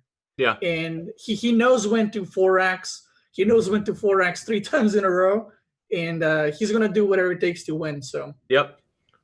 I don't think any Zerg player necessarily in this tournament is going to surprise anyone to go to like top 4. But yeah, my top 4 surprise would probably be like Special, Euthermal, Showtime, or, you know, surprises. Maybe even Harstem. He's been playing really well in the recent online stuff. So we'll see. I don't disagree. I'm gonna throw the wrench in the gears for my crazy pick because I think it's a lot of the usual suspects. I think you're going to see Cyril in the top 4 or 6, probably winning the tournament. You're going to see Rainer make a deep run. I do like the pick for Showtime. I think unless he strangely hits a Euthermal, Rainer, or Cyril earlier on and gets kind of speed bumped or weirded out or, you know, eliminated in the elimination bracket, he should go deep as well. But I'll tell you what, you're hearing it absolutely right here first. The power of mana in front of his home audience in Poland is real. And my pick for this tournament to have that kind of power, why are you laughing? It's Bly. Bly is going to rip this tournament up. And the only reason I will be wrong on this is, again, if he hits a Cyril, Rainer, maybe Euthermal, Special. If he avoids those guys, you will see Bly in the top 6, 8, somewhere in that ballpark, which is a very deep run for him that I don't think is otherwise doable. But in front of a live audience, which they sold out, by the way, which is pretty cool, and in Kiev, in his home country, I think he's going to kick ass. Yeah, the Nidus might unload units faster in Kiev. You know it will. Actually, I thought when you started that you were going to say Mana was going to do well. Then I was like, wait, no, he's not from Ukraine. Yeah. But actually, that's kind of a guy that I'm looking to do very well in this tournament. I think Mana's going to do very, very well here, Mana? like top 8 at least. Yeah. Wow. Kind of feeling that. Yeah. He's playing well lately. Why do you think Bly doesn't do better in these big tournaments?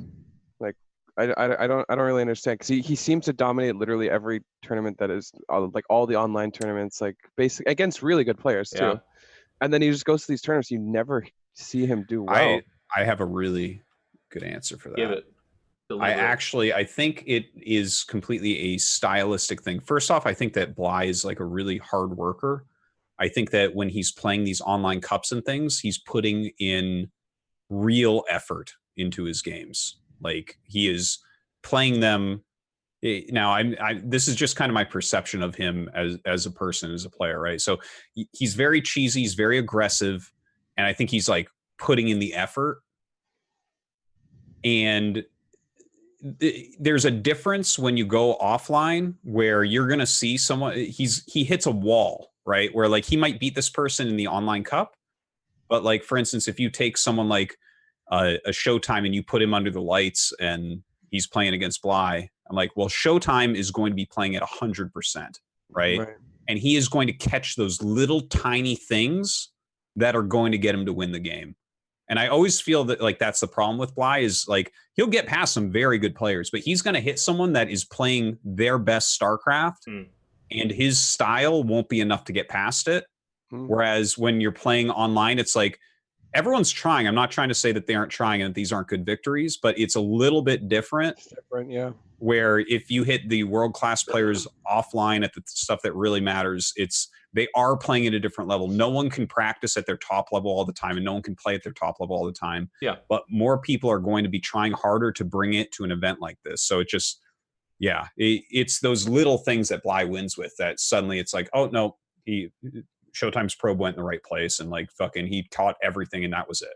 I agree with that. That's I would also say the European scene has like 4 to 5 absolute murder machines that are like head and shoulders better than the rest. And if you just hit them at various different stages of the tournament, you're just going to lose. It's very rare that they lose to a guy like a Bly. But then Bly is in a crowd of people that's like quite literally 10 to 15 other players that are all, that stage below the absolute mega top tier, but they are all interchangeably as good. They beat each other. So it kind of randomizes the results inside of there. And it's the European scene is just fucking crowded out of control with good players. It's insane. That's why the consistency of these top dogs, and I love that we like Zane spoke about this a week or two ago, and we played the clip on the last episode. But like, he's like, yeah, when I play Serral, it's like a guy in Archon mode. It's like 2 of the best Zerg players combined playing, and it's not even just Serral. It's also Raynor now, and like Beastyqt was saying, when Showtime's playing in form, he's up there too. He's not far below, and Euthermal. Euthermal has disappointing results, I guess, but he is the Terran, and he fucking destroys. And he does it with he does his own style as well, which makes it even harder, because it's not like he's copying what everyone else is doing, which is more along the lines of a Hero Marine. So you can kind of prepare for that. Euthermal does weird shit, and it does it better than everybody else. So it's just, that scene it's fun to watch for us, but I feel bad for them. It's gross. I think as far as Bly goes, like when I used to compete, I would play online stuff, and if I meet him, I don't go like, okay, what is my best build against, whatever all-ins he's doing right now.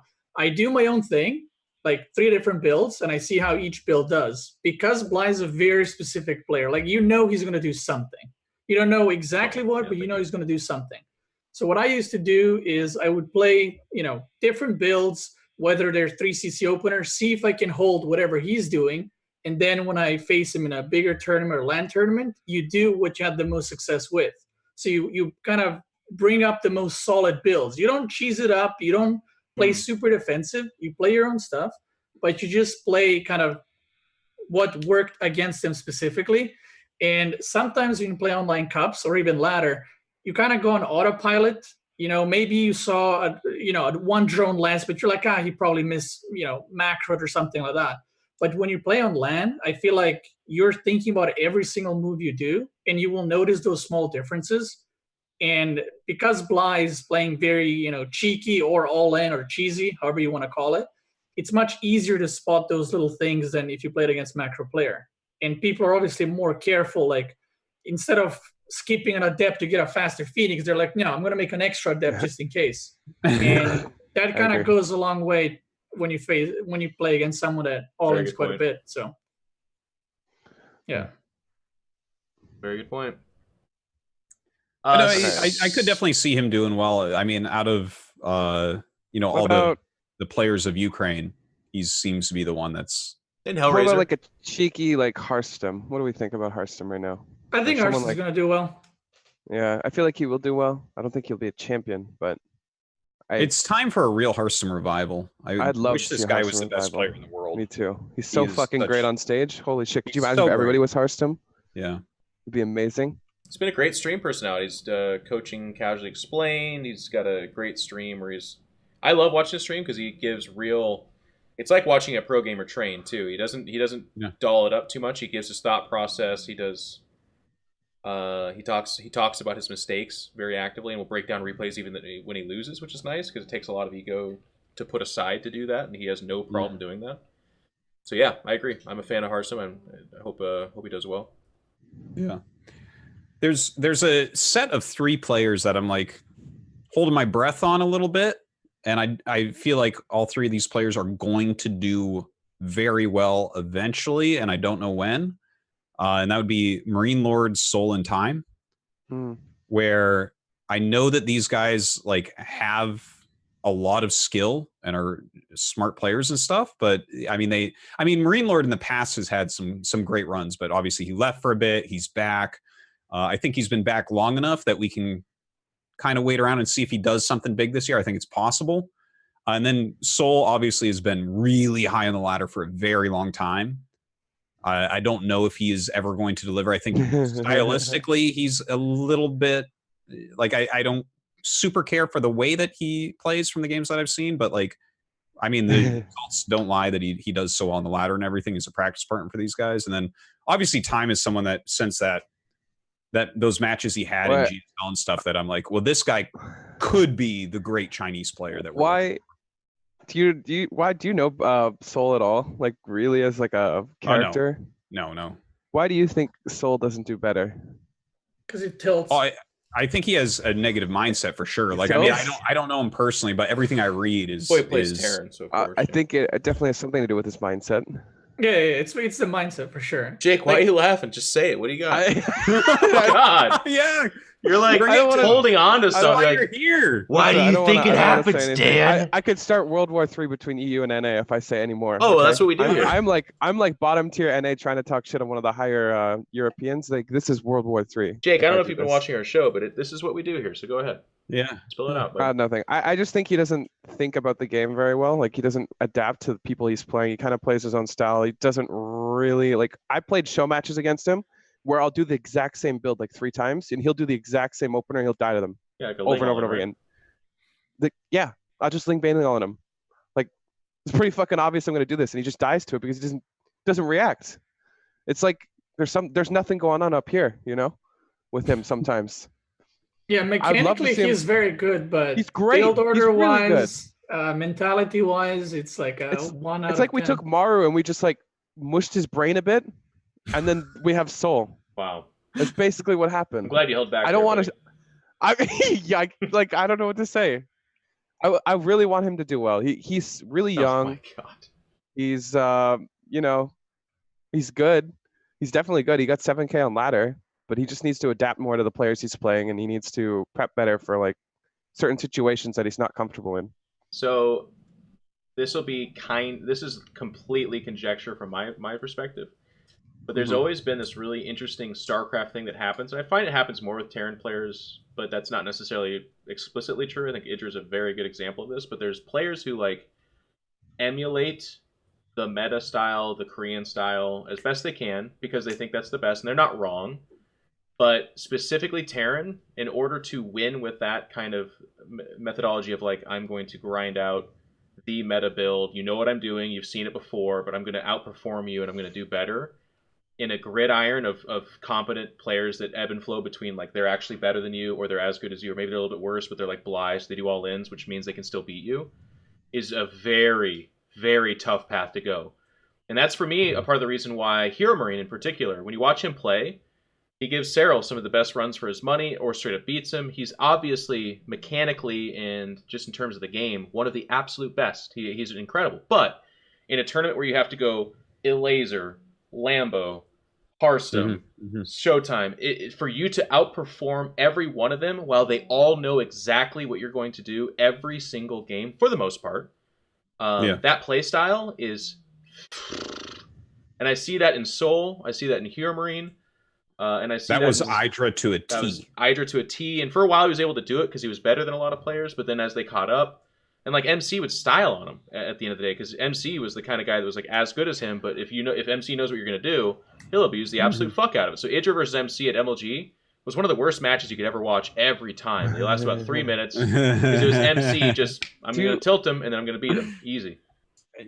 I could not agree more with what you just said, Jeff. It's like really accurate. And again, that's why I think that Special is going to do especially well this time because he is such a mechanical beast and he did walk that line for a long time. But now if you can do that and get really good like that, like Soul is, like Idra did, like Special's already done, but then add in your own stuff to that and bring it a little bit more stylistically and kind of make your own choices and not just try to emulate things that you've seen in the past. I think that's where suddenly you break away and it's like, oh shit, this guy's really good, right? And yep. So yeah. I have a question to you guys. Do you think that he's aided by his race to be this way? I think Terrans in particular gravitate towards that. I mean, Absolutely they do. Serral. I mean, Serral specifically. Like, do you think Serral's this good because it's harder to kind of abuse Zergs when they're really good? Because they're looking for everything, right? That's how you're a good Zerg player. You don't just like sit back and let them do whatever. You scout everything and you react to what they're doing. For example, if you're playing, I guess Protoss does this too sometimes, but it just feels like he's very solid because he's taking the punches of everybody else while playing his game. You know what I mean? And it's a little bit harder to do that for, say, example of Terran. Like, it's a little bit harder to take all these punches and do what you're doing because people can abuse you for playing your style. But it's harder to do that against Zerg, I think. And I'm totally free to be wrong here, but I'm curious what you think. What do you think, BC? I think this is a problem of Sol exactly. He has the mechanics, he copies a Korean build, but he doesn't understand it as either. So like he goes into it, he plays it. If everything goes well, he wins. He's mechanically better. If he does the build and someone opens 2 links into Roach all in, he just falls apart because he's like, he's like, what do I do? Where am I in the game? But this is like the simplest example. But in the mid game, if something happens he didn't expect, like he arrives at the Protoss base and there's like a disruptor or a Colossus he didn't expect, he just kind of falls apart from then on, and he doesn't really have a game plan. But if everything goes smoothly, he just wins. I watched him versus Lambo. It was I don't know if it was WCS or some tournament. He went triple CC 2 games and he beat Lambo in like 10 minutes both games because the games went exactly how they were supposed to. He opened triple CC, he dropped, denied some creep, did the push, won. Great. And then you see him against a player that's maybe weaker than Lambo that does something a little tricky and he falls apart. And I think as a Terran, I mean, Jake makes a good point. As a Zerg, you're expecting that, right? You're expecting people to throw stuff at you, and you just kind of have to pick up yourself and continue playing. But as a Terran, it kind of throws you off quite a bit, and then your build is then dictated by the opponent all of a sudden if the game doesn't go smoothly for you. And I think that's where Terrans are not really comfortable from playing. And for context, by the way, just to put this out there, because I guess if you're not as familiar with these players, it's easy to misinterpret this. We're talking about Sol because, as it's been mentioned, kind of in a glib fashion, he is 7K MMR and literally the practice partner of every top European. They're always like, I play Sol, like as much as he's an incredible player. So when we're breaking him down this way, it's because at the end of a WCS run or at the end of these big tournaments, you don't hear Sol's name, and that's newsworthy. That's interesting because he's one of the absolute best. So breaking that down, talking about why that could be, is why this discussion is here. It's not to trash Sol. That's not at all what we're doing. I agree. By the way, I was memeing a little bit for entertainment purposes. Like I said, he's great. But I don't know if it's like less experience in these situations or if he just doesn't learn from his mistakes as much as he should. Like a lot of these players will load up the replay, figure out what's going on, why they lost, and adapt their play the next game. Whereas it feels like he just like, well, it must be a fluke. And then like tries to do the exact same thing that he just lost. It's more like, this is stupid, and goes another one. Yeah. Like he's young, so I'd love to see him do well. He could be like the Rainer of Terran that we're talking about, right? But he just falls flat. I think that the fact that he got up to 7K playing in this way speaks volumes. It's even more impressive. Now he needs to. He needs to. The thing is, once he does start to think on his own a little bit more in these games, backed up with what he's learned and what he knows. Well, that is the question. Some players never go away from that. Like, I mean, love Hydra to death, but in StarCraft 1, did he come up with many of his own thoughts? Not really. Like, he learned how to play like a pro Terran and macroed like a god, and eventually he just beat all the foreigners anyways, but you know, they never really transitioned. But then into famously, the thing that win tournaments. This is a counterexample. Famously, in the TSL, him versus Noni. Noni was a player on his level or around it at least, but he knew to play against Idra as opposed to just playing PvT. Yeah. And that's where you had still a good series, I would say, but a hilariously bad one for Idra in the sense that things didn't go his way. Like, we got a breakdown from Beastyqt and that mentality. And guess what? He GG'd inside of like 6 seconds. He lost another one. I mean, it was bad. Noni was able to unravel him. And then we saw that happen more in StarCraft 2, obviously, different games. But that mentality was still what kind of plagued a player like him. And that's why I like this discussion. It's a very StarCraft thing. There's like a path to mastery You've got your tricksters like Boxer, who never looked at this game and said, I'm going to do the same thing every time. He instead said, I'm going to experiment, I'm going to do weird shit, I'm going to outplay my opponent, I'm going to throw him off, I'm going to play all the mind games. And he created an aura, and he became a legend. Then there's players like I Love Uve, who's never broken away from a build in his entire life, unless it was a special one, coached up for a matchup in a match. But otherwise, he was just literally faster, stronger, bigger than everything else you had. And those paths led to legendary status. So you don't have to do... Like, Soul could be like, fuck those commentators. Jake didn't even need a shoe. Beastyqt can't get into Brood War. I don't know who these guys are. And one day he becomes 7.5k MMR and takes the Cyril path where he literally just does outplay everybody. Who knows? But so one thing to speak to that is I do feel like we might have saw that already from him. You know what I mean? Because he got 7K a decently long time ago, right? Like it's been a long time of him. Yeah, it's been a while. Usually these people just like spear straight up. You know what I mean? They don't stop. But because he's like petered out almost, like he hasn't got much better from where he was, if not going down a bit. He's great still, but we haven't seen any results from him. I do feel like he may be limited based off what we see so far. I would love him to do it. I think he just needs to be more diverse and more fluid. Yeah, we'll see, I guess. But I do think that there's no correct way to play it, right? Like to speak on what you said, there are players that just play like that and do really well. I do think this is more a thing in Brood War than it is in StarCraft 2 right now, because StarCraft 2 is less of like in Brood War, mechanically superior players had a huge edge over people that weren't as mechanically strong as them. In StarCraft 2, it's not necessarily the same case. There are tons of people that are mechanically worse than others, but are way smarter in the way they play. They're strategically sound. Like they look for certain things. They find, they scout. Like they creep. Like everything is just beautiful. Like they playing like an orchestra, and they may not be mechanically the best. It's just that they happen to think the best. I think a good example of this is Scarlet. Like sometimes she mechanically isn't that great, but she's strategically sound a lot of the time. And there's people that are worse than her that are, the same. Still some of the best damn creep spread you'll ever see in StarCraft 2, though. It's true. Pretty mechanical, but yeah, I hear what you're saying, and I don't disagree. Well, I don't think anyone expected a long discussion on Soul, but there we go. There you are. Glad though. I mean, that's it's a good one. Yeah. So because he is one of those players that we don't have that many good foreign Terrans. Yeah. Not ones that can win tournaments. We're at Euthermal and Special. Yeah. One example is I don't remember seeing Soul play mech. Like when I meet him on the ladder, he never goes mech. And I feel like as a Terran and as a Protoss, you have to mix it up. Like you just have to. Especially if you play against Zerg. You can't just do the same build over and over. It's just not going to work. Like the longer you do the same build, people are going to play versus it better. And I think you just have to mix it up. You don't have to cheese, but you got to, maybe instead of opening 2 Cloak Banshees, open a Medevac and a Liberator. Try, sometimes go mech. You don't have to be perfect at it, but it's better to be 80% good at mech than always do Baya every single game because you're going to get blind countered. I agree. This is why I kind of like the CC first emergence that are happening right now and stuff like that. Like people sneak these CC first in and I'm like, fuck these guys. Like I wish I was like able to punish this shit. You know what I mean? Like CC firsting versus me, but like it happens. Like they sneak out these like crazy builds. I think Fantasy was one when CC first, double Starport, double Tech Lab, 2 battlecruisers. I'm like, how the fuck does this like die?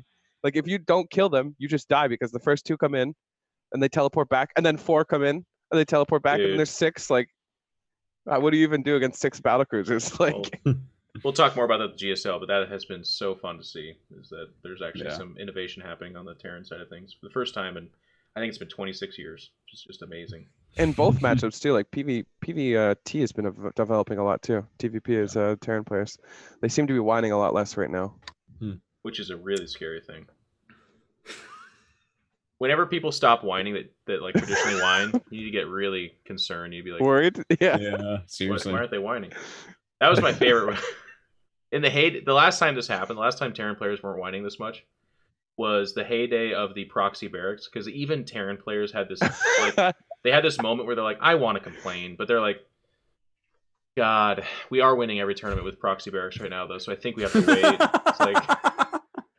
The irony was too strong, and that little bit of humility came out where they're like, shit. Yeah, I guess I can't do it. Okay. Well, that's WCS Spring. Okay. What? I just got one player I want to. We just had a 4 episode. Dan's like, let's do 6. Let's fucking do it, okay? Let's do 6. I just want to know where Lambo's at right now, because last year he was having a sick rise, right? Probably Kiev. But I haven't heard anything from him. Are we expecting him to do well? Depends what you mean by well. I think he's really good, probably even better at this point, but like at least top 8, I think. Based on last year, if top Lambo 8, doesn't yeah, top 8, top 8, yeah, I definitely see him in top 8. But okay. I think that people like Special and Showtime have kind of suppressed him at this point. Okay. And I think they're going to do better. But yeah, top 8 seems... I say this is I consider Lambo a friend. I'm a big fan. Great. I think he's dropped down a tier. I think the scene is... it used to be the Cyril show all of last year, and that was just all, it was ridiculous. And it was kind of like whoever met Cyril was just not going to make it, but everybody else could fight for 2 through 5 or whatever. When I look at Lambo and I think about the players that I think are favored against him in that European scene, Showtime playing well. He's still exchanged wins and losses with a laser. We got Special now tearing it up. I mean, the list goes on. I'm not going to list all of them, but the point is, I favor X many players over Lambo. That list is like 9 or 10 now. So the idea that he doesn't hit that many, I know, and he's gonna tweet me and be like, "I fucking hate you," and he's gonna block me or whatever. But like, I just the point is, for whatever reason, I think he's been figured out a little bit, and I don't see him as a top at least 7 or 8. Harson in the chat, Harson, tell me I'm wrong or something, but I think there's more players than there was last year that can beat Lambo. To speak on that, I think he's a little bit less. He kind of sits back a lot too. You know what I mean, and plays his own Lambo game. A little bit like there's a little bit less diversity with him as well. Lambo sits back. Did you just say that? Like Lambo is not like someone who goes crazy aggressive every game, except for PVZ, I guess, with the Roach Hydra timings, all the fucking against Showtime. But what, am I wrong? Are you doing that tasteless thing right now where you talk about something you have no idea about, but you just say it? I mean, I'm just speaking off of what I've watched, but maybe I'm wrong. I haven't played him. No, I agree. He has his own style. Oh, thank you. Like... Control, where am I wrong? No, he has like his own timings figured out. He's like, if Protoss does this, I do this. He's never like, I'm going to do something first. He always reacts to what opponent is doing. That's what I'm talking about, yeah. Yeah. I think so too. You ever had that nightmare where you wake up and the only thing is, Europe, I don't play because I can't play it from Korea. So I haven't played him. So I'm not sure. But I'm pretty sure Jeff hasn't played him either. No, Jeff plays him every day. I don't know what you're talking about. Well, I'm like speechless. He's like, you haven't played him either, Jeff. I'm like, that's not. You don't have to play him to know his play style. One person we haven't really talked much about here is Neeb. Oh, but just feel like we don't need to talk to him about it. Is he the favorite? You think he's the favorite? Not to win the turn, like Cyril, Raynor, Neeb. He's one of the 4 guys. Yeah, it's like Cyril, Raynor, Neeb, Special, I think. Yeah, we didn't discuss those because we did. We literally discussed all of them. Yeah, but Neeb is Neeb, man. He just wins tournaments. He's good. Okay. We expect it. If he doesn't do it, we'll talk about it next week and be like, what the fuck, Neeb? Another thing I want to mention, like a lot of these speculations and stuff, there's always going to be someone like, oh, you said this guy's going to get top 4. It depends a lot on the bracket. Like, I don't know if people sometimes actually realize this. Bracket is a lot of luck. And you might be a Neeb and you might only lose to Special, and then you meet him in round of 16. And you drop out, and people are like, oh, Neeb is trash. He couldn't even get past the round of 16. Right. So a lot of these things depends who people play in the actual bracket. Sometimes people get their best matchup like 5 games in a row or 5 matches in a row. Yep. And then they get to the finals in their worst matchup against Cyril, and they get trashed 4-0. And that's another thing that plays a big influence in my opinion. I will come out. I agree. I will say, I will put aside the tepidness that we're talking about with Neeb. I think Neeb's in incredible form right now. It's kind of hard to gauge because he did only just destroy WCS NA, which has become. It's not even a clown fiesta at this point in time. It's like a clown. It's a weird orgy that just kept going. It's like a 6-week bender of orgy, and whatever come out of that is weird. But it's been Neeb. And so it's hard to gauge, but I watch a lot of these top streams. It's what I do when I'm not streaming. I just watch the best players as much as I can. They're constantly hitting Neeb. Neeb's fucking grinding out there right now, as far as I can tell. And he's looking good. Honestly, living with Neeb, he's one of those players that, when you see like a really sick, crazy, scary Neeb, that's when he's playing a fuck ton. And when you see like Neep has like two sides of himself, and like he is extremely scary with practice, but he just like stops randomly. Yeah. And then you can see him. He just like falls out of a tournament to crazy things or whatever. Spill just the like, tea, Jake. Is what he happened, scary right? right now? Tell me he's scary. Yes. Yes, thank you. He's scary. Yeah. He's been playing a lot on EU, and he's been playing really, really solid as well. Well, you don't play on NA, I'll tell you that right now. Jesus Christ. I jokingly referred to it as running naked backwards through a cornfield, but every day I play, I'm like, it is. It's so weird. That saying that, and then Phoenixes come. Yes. Out. No, it's all I don't real. have an extra base. I had a guy drop a Nexus today and recall in 4 Adepts to just go after my probes. I'm like,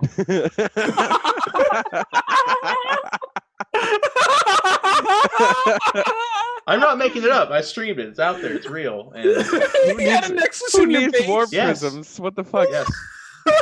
And I will give love where love is due because he's in the chat. We laugh, but Florencio, he calls this build the sewer mermaid or some shit. It's really weird.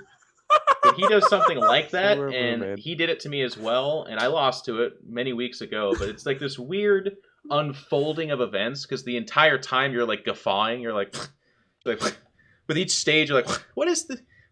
And then it starts to work a little bit, and you get embarrassed, and you start to be like, I don't want to be here anymore. But no, this time it was the second time I faced anything like that, so I shut it down pretty hard because it's not actually good. It only works if you're actually like digressing mentally in real time. You're like, you know, seeing Starship Troopers where they stick the needle in the guy's brain, sucks his brain out. That's the North American ladder. You're like, yeah, old times. Oh, anyways, okay. Well, I think that should wrap up our WCS Spring talk. It's taking place this weekend, but I think it goes live. Is it Friday or Thursday?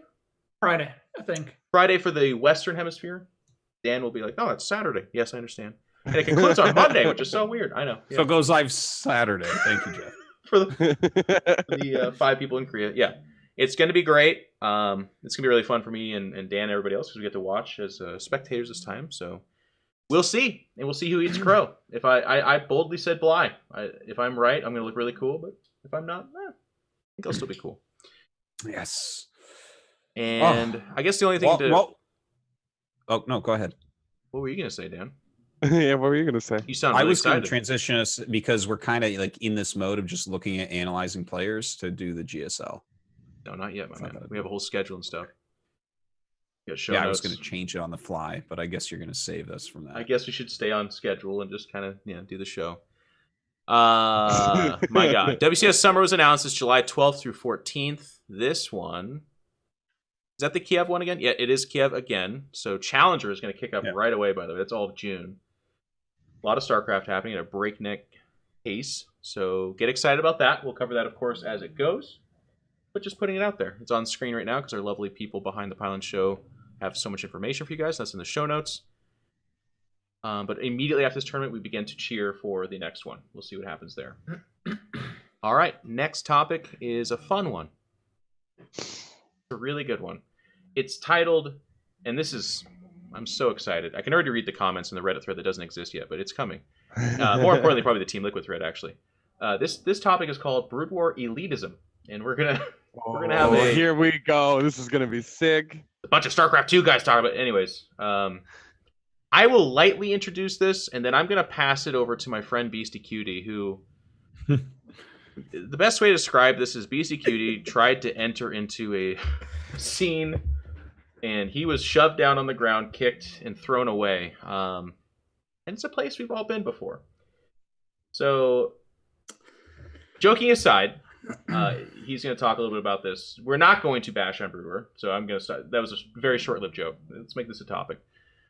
There is a thing called Brood War Elitism. It's going to always be met by people saying, no, you just have StarCraft 2 elitism. Let's get that out of the way. Yeah, there is StarCraft 2 elitism as well. There is no absolute here where it's just one party fighting the other and the other one's innocent or whatever.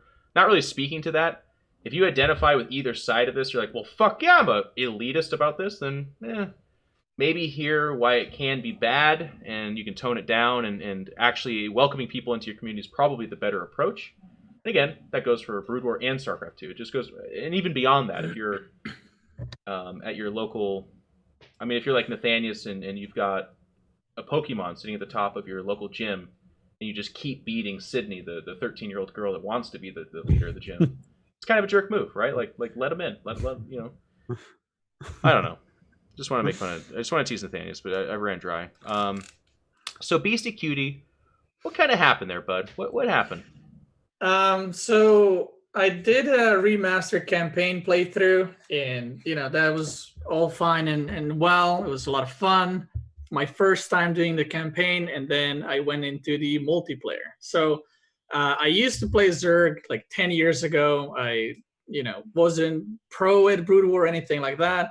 So I started playing, and I was like, you know what? I'll play Protoss in Brood War. I played a lot of Terran in single player when I was a kid. Played some Zerg 10 years ago, so I played some Protoss. So I enter games, and then I'm slowly improving. People are giving me advices. You can do this, yada yada, and then the backhanded comments start coming in, which are, I gotta say, I hope you don't get offended, but I never expected to see a StarCraft 2 player play like this. And I was like, what is that? Was that good or bad? Well, that was a backhanded comment right there, because apparently, StarCraft 2 players are trash. So it's basically to see a monkey use a computer was very impressive for them. And I was like, what am I supposed to say to that? So there's been a lot of these comments where wow, this guy plays StarCraft 2. He's actually not terrible in Brood War. And there's been a lot of those comments, and I'm just like, I'm just playing the game for fun. What's going on? And every once in a while you get a person that's like, I'm glad you're not playing that StarCraft 2 shit. Welcome to Brood War. There's been a guy that said, oh, I went on this win streak, 6-7 wins in a row. I'm feeling good, right? I played the 7th game, and literally the guy runs in with speedlings, and I just died. It was one of those games. Yeah. And the guy says something like, yeah, this is a hard game, unlike StarCraft 2. And I'm like, I guarantee it. Too hard for his win, did it? That guy. No, that was the thing is that was the guy on my Twitch, watching me. Yeah. And I'm like, dude, did you really watch me for the past 2 hours? And you're like, he has it on copy paste, it.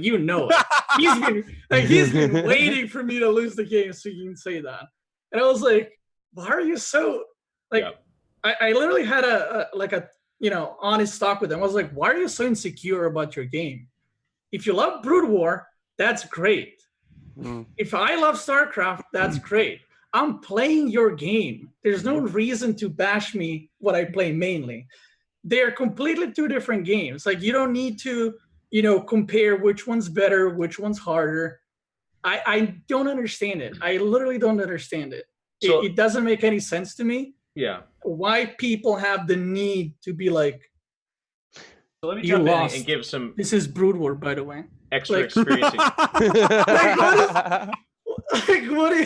What does that have to do? So here's some extra context to this, because I think a person can hear this and just very defensively kind of go down the line and be like, you had a couple of bad people in your chat, whatever. This goes beyond that. This is my experience as well. I was born and raised on StarCraft Brood War. That's the game that brought me into competitive gaming. It formed a huge part of my identity, and I have nothing but love for it. I don't have mega negative, or I haven't had mega negative experiences when I stream it.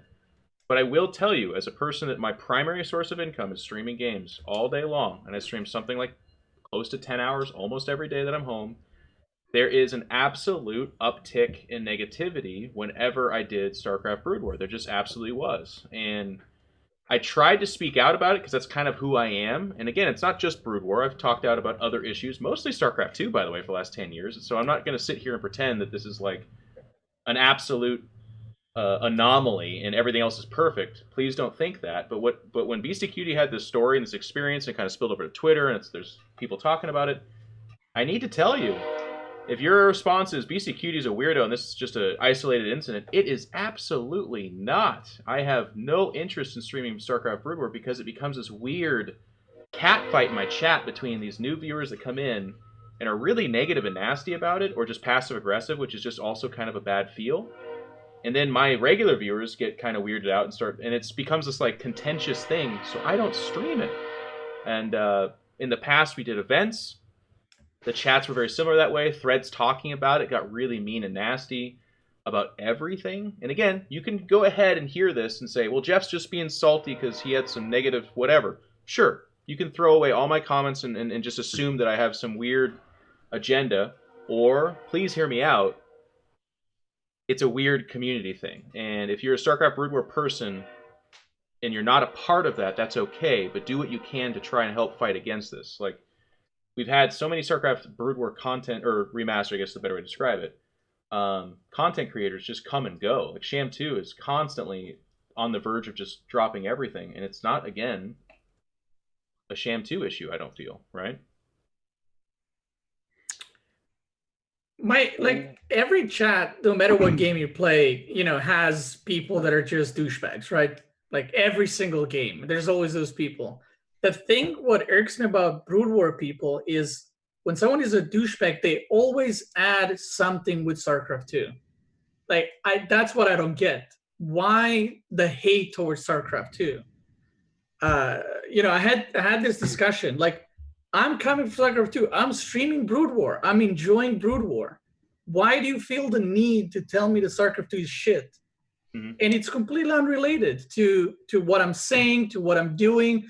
It's just like I lose the game and it's like, yeah, you lost because you need to micro in this game, unlike StarCraft. And it's like, how did that even get to that point? And I think, honestly, if people were more welcoming and not in a way to be, everyone to be super nice. Obviously, again, there will be douchebags in every single game and every single stream. Yeah. But if you don't have advice or like, hey, you could do this or you could do that, I don't understand the hate and the negativity around it. That's what kind of, yeah. So I think I can shed some light on this topic, being someone who streams a lot of Brood War right now and do both games a lot and stuff. Anyways, so I think part of the hatred for StarCraft 2, this dates back to way before StarCraft 2 was out, because I definitely took part back in the very old days of hating on War 3 a lot, even though I actually like War 3, because like War 3 was just so much easier than Brood War. Like, you'd watch and you'd be like, the fuck? And these guys make so much money, like Todd and Grubby sitting there making so much money, playing, winning tournaments, flying around the world, getting huge salaries. Meanwhile, if you put $20 on the line, you'll get every good Brood War player to play in it all at once. It'll be the hardest tournament outside of Korea there's ever been. And so there was kind of this, like, just general thing where Brood War would be like, fuck, you feel jealous that these other games are like having tournaments and having money, and like, while your game is so hard and you're trying so hard all the time and stuff. So I see that, like, I remember that so vividly, of just giving Warcraft 3 players shit back when I was a much younger Brood War player. And I think that that's kind of probably part of what it is, where it's like StarCraft 2 has this great tournament scene and everyone gets to play and it's really active, and and Brood War, it's like, well, if you're in Korea and you're amongst the top 100 players in the world, then damn, yeah, you're killing it. You're playing tournaments all the time and having a good time, right? And there he is. But yeah, so I think that's part of it. Yeah, I guess. Thank you, Dan. So I don't know. I don't think I'm solving anything here, but it kind of feels like Brood War players almost like it's almost like we made the decisions to like have tournaments and create the game, and you know what I mean? It's like we're an ambassador for StarCraft 2. I'm like, the fuck did I do? You know what's funny about it is that a lot of when I do see this stuff pop up, it's as if the people who choose to play StarCraft 2 are somehow stupider or bad at games or like something like this. It's like, no, I don't know. We're all just people, like playing different games. Thing is, I very often in jest, like, will make fun of Fortnite, right? Because I'm like, okay, it's so silly to me. So I think that maybe these Brood War elitists like pull it back into that area. But I mean, there definitely exists some group that is very, very elitist. And like back when I first got back into Brood War as Remastered came out, there was like a lot of flaming against me on Team Liquid and stuff. And people were talking, I don't know anything and I'm bad and all this. And it's like, it's died down now. Like my stream is a very nice place and people don't do that shit. But yeah. It's bad. It's I don't understand. It's funny. This one here is a little bit elitist behind me. He There you go. the first week he came here, I did the GSL qualifiers and he watched me play, and then some offhanded comment, he's like, I could beat you after a week of playing. And I'm like, no, you fucking couldn't. And he's like, I watched you 13-12. It's not even good. I'm like, you're so wrong. And then he said he could hold 2 Raxes, and like after a week of practice, like specials 2 Rax. I'm like, this stuff's never gonna happen, right? And I'm like, all right, listen here, I'll give you $1,000, like no bet, like I'll just give it to you if you beat me in a week. And he's like, it's not worth my time. I'm like, the fuck's going on? I'm trying to speak a little bit quieter because he can hear me. For me personally, I'm scared of him. That's the fine kind of elitism. Actually, I don't mind with that. It's just there is no end result. It's better than the super toxicity towards just like people playing the game. Like what the fuck? Yeah. Thank you, Jake. That's what I was gonna say. Yeah, the bigger issue for me is every time this topic comes up, there's not like a solvent moment. We're not going to be able to say this thing and then people are like, oh my God, it's fine. It's more of just another opportunity to kind of be like, hey, I would love to dive deeper into that content. I would personally like to get more involved. But there is an actual barrier. And every time I've talked with this on Team Liquid, Reddit, or on this stream, and there's a guy in chat doing it right now even. He's like, no, it's just as toxic in StarCraft 2. It's like, that's not my point. Like, my point is I'm trying a new game for me, which is weird to say because I played it for 15 fucking years. But every time I want to go back into that, I get an uptick in negativity and weird comments that I don't when I play Apex or when I play XCOM. Like, my XCOM streams are one of the most lovely places you can ever be. So when I tell you this is my experience, you can assume I have a weird agenda and just yell at me. You can think Beastyqt is making it up. But we're kind of trying to tell you it's a thing. So if you're a Brood War person, you're listening to this, do what you can to try and move it away from that. If your reply every time to people saying this stuff is, StarCraft 2 is just as bad or worse, probably not going to fix anything, because that's not what we're saying. In my chat, when StarCraft 2 people are stupid, I ban them. I don't ask if they play Brood War, then ban them. I just ban them because they're idiots. StarCraft 2 or otherwise. But when I stream Brood War, it would be like a culling. It's like slaughtering like droves of people, and it's stupid. So I just don't do it. But as a guy that watches Dan's chat an absolute shit ton, it has gotten to a good place, and I think that's a mixture of a couple things. One, it's the only game he streams, so it's kind of more accepted. Two, Dan's moderators have quietly banned a lot of the more toxic people. But three, it's actually accepted in there to be pretty negative to Dan as he plays, which is a different experience from a lot of people. So it's actually like an accepted hate zone, which is nice. Yeah, I deserve it. I'm terrible. It's also a good thing Dan doesn't look at his chat very often, except for in between games when he's really bad or ending his stream because he's really, really mad. But again, like I said, there's no final message. There's no huge plea.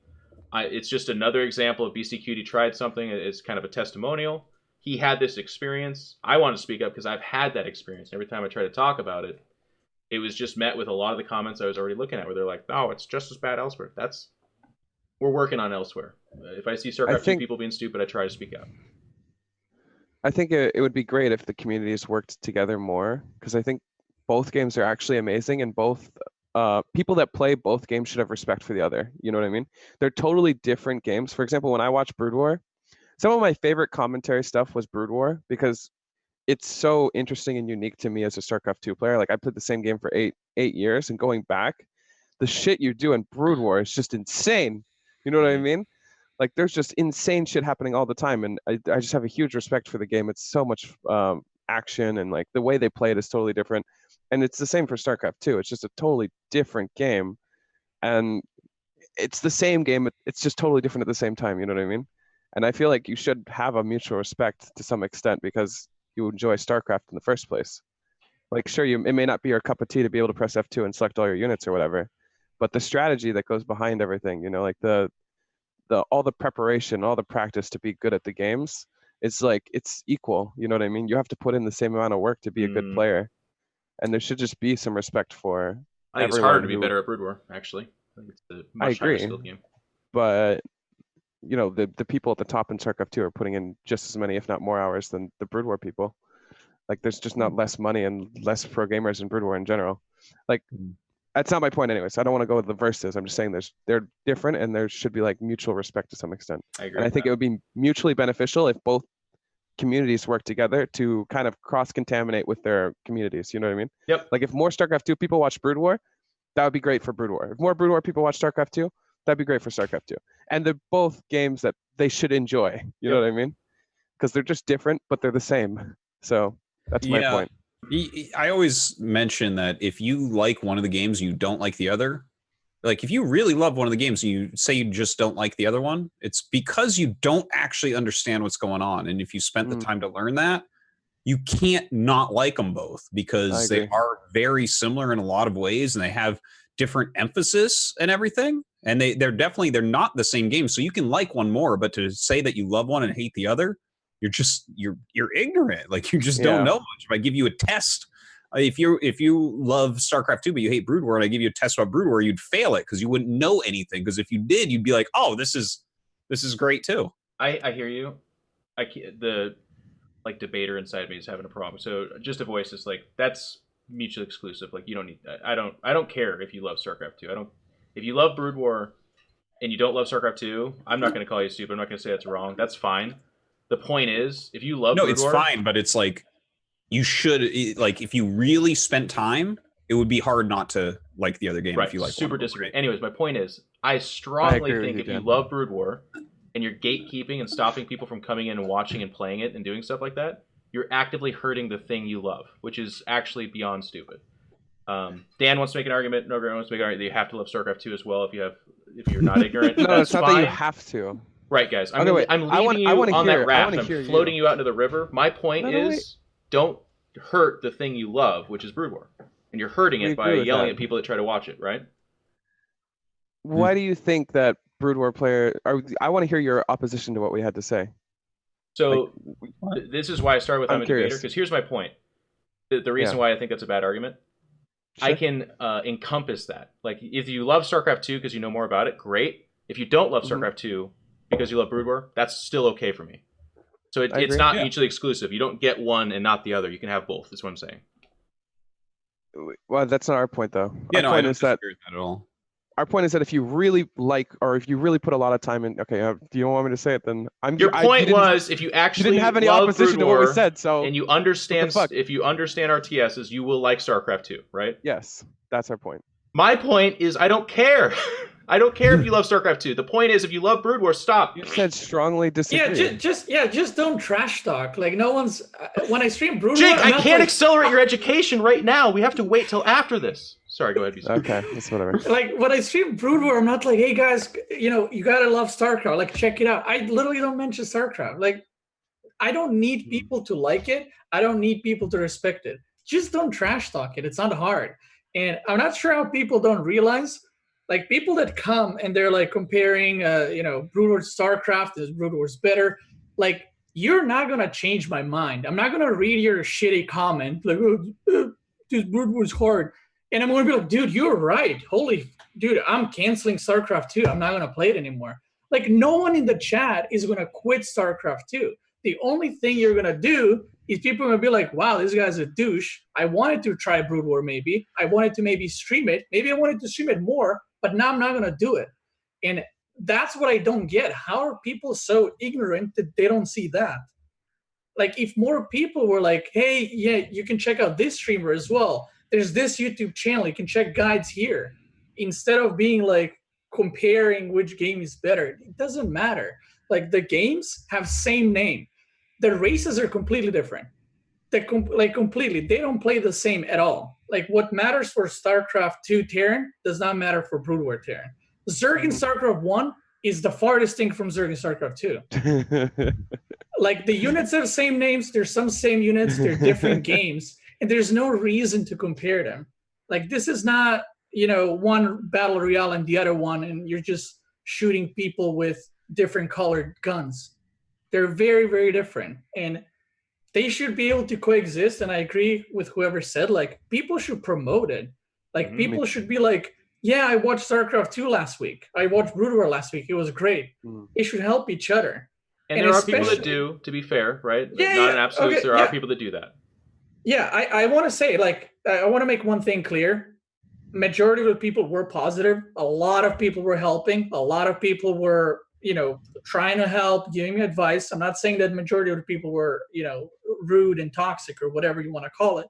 But you can do so much more for the game that you say, like, they claim they love it. But why do you do this? You're not changing anyone's minds in a positive way. You're just doing it in a negative way for your game that you love.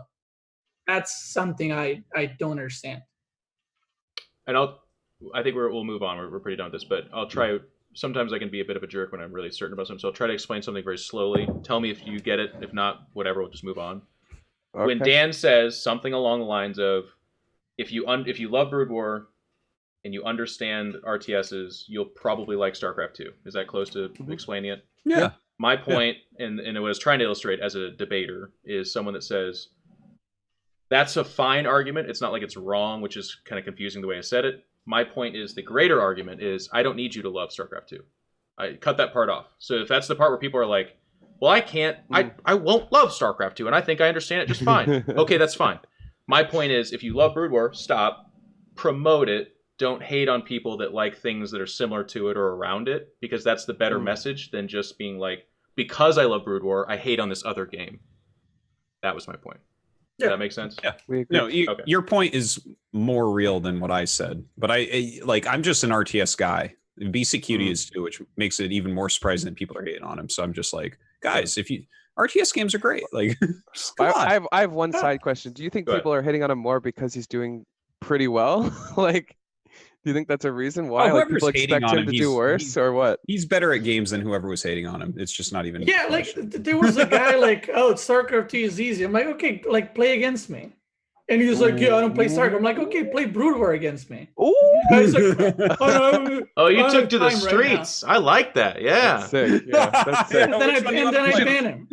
Yeah, just fucking challenge everybody in your chat. You know, like, yeah, that's what I was saying. Like, when someone is like, haha, you're trash. I'm like, okay, log in and let's play. And they're like, oh, I can't play now. I'm like, yeah, I'm sure you can. Man, I just banned it. Perfect. That's like, perfect. You keep doing that, man. So that's nice. You had a little bit of a Brooder experience, but that was X17 back in the day, dude. That was all the time. It was just like, dude, I don't even like your fucking, I don't like your Lost Temple play. I'd be like, shut up, play me right now. They'd be like, let's go. I can't actually. I've got this assignment due tomorrow. Like, yeah, okay. You're like, all right. Anyways, that's funny. I like that. So we'll move on. That was a lively, spirited talk. Thank you guys very much, and thank you for letting me rewind myself and explain something more politely than being a jerk. Next topic is going to be this topic that Matt is about to oh, it's a transition thing. We got the Cobra's top clips of the week. Oh. Wow. Look at that. Wow. Matt's getting it ready. We're going to play a couple of top clips here, I think, in a second. Yay. Any second now, Matt. Hotkeys, global. Control groups, there's this hotkey that was introduced later in Legacy of the Void. You want to flip that over there. And add to control to a group and take away units. Which means by using that hotkey, not only do you add units to a control group, they also get removed from every single other control group. Which makes it just a superior control group hotkey, because it's pretty rare that you want to have a unit in several hotkeys. So instead of, for example, hotkeys, global. That was the whole clip. Control groups. Oof. Very top clip there. So let's go ahead. I thought we could share this together. I know I made a salad for later. Oh, I've seen this, yeah. I thought right now a great thing Cover to do your would eyes, be chat. make a peanut butter sandwich. Something's wrong with this man. Don't do it, you fucking animal. Don't do it. So let's go ahead. I thought we could share this together. What the hell is wrong with him? I'm so confused about this. Oh my god, he's got no batteries either, by the way. He's got no batteries. Nothing. Oh my god. He just walks past. 12 death drops. He's got 1 pickup. No, I'm saying 7. No, way more than 7, mate. Way more. I think shit 9. I think 10. 15. I said 12. Stay Does with he call it exactly? Fuck, no, get one more. Oh, Make come on, Marty no! run. Exactly. Pretty good. Oh, come on. That's so That was a sick fucking call. stupid. That was a sick call from Roddy. I'm gonna be real honest. Fuck you, Roddy, Makes but that me was happy. sick. Makes me happy. Amazing clips. Kevin's got the best laugh in the world. I love it. Yeah, that's a good one. Well, thank you for submitting those top clips, except for whoever found the TLO one. You're banned, so. I wasn't sure if we were supposed to laugh, if that was it. Did we learn? I don't know. +3. This is probably from him bidding Cyril. +20. There it is.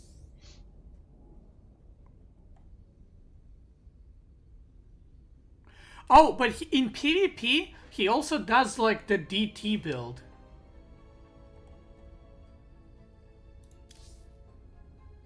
What is this clip? Don't worry. He beat Clem twice. Look, it's the build. Look, it's the build. Look, Pylon, Gateway Nexus. Oh, it's MaxPax? This is the second game. Are we in the next category? I think so. Dude, this guy's Okay. a legend. Yes. It is certainly time. Well, I had people saying this in my chat. Beastyqt, are you to blame for what's called the MaxPax build? Yeah, I think so. What the hell is the MaxPax build? Okay, so Here we go. So I played ladder against this guy, and I lost the game. And I'm like, so I see he's expanding, and then the zealot arrives in my natural, and I'm like, but I saw the expand, and I'm like, how does he have an expand and a zealot? Like my CC literally just started. So I ended up like canceling the CC. I lose the game, and I look at his build, and it's Pylon Gateway, and I'm like, what? So I go into the replay. So the MaxPax special is. Why is it called the MaxPax? That's his name. It's MaxPax.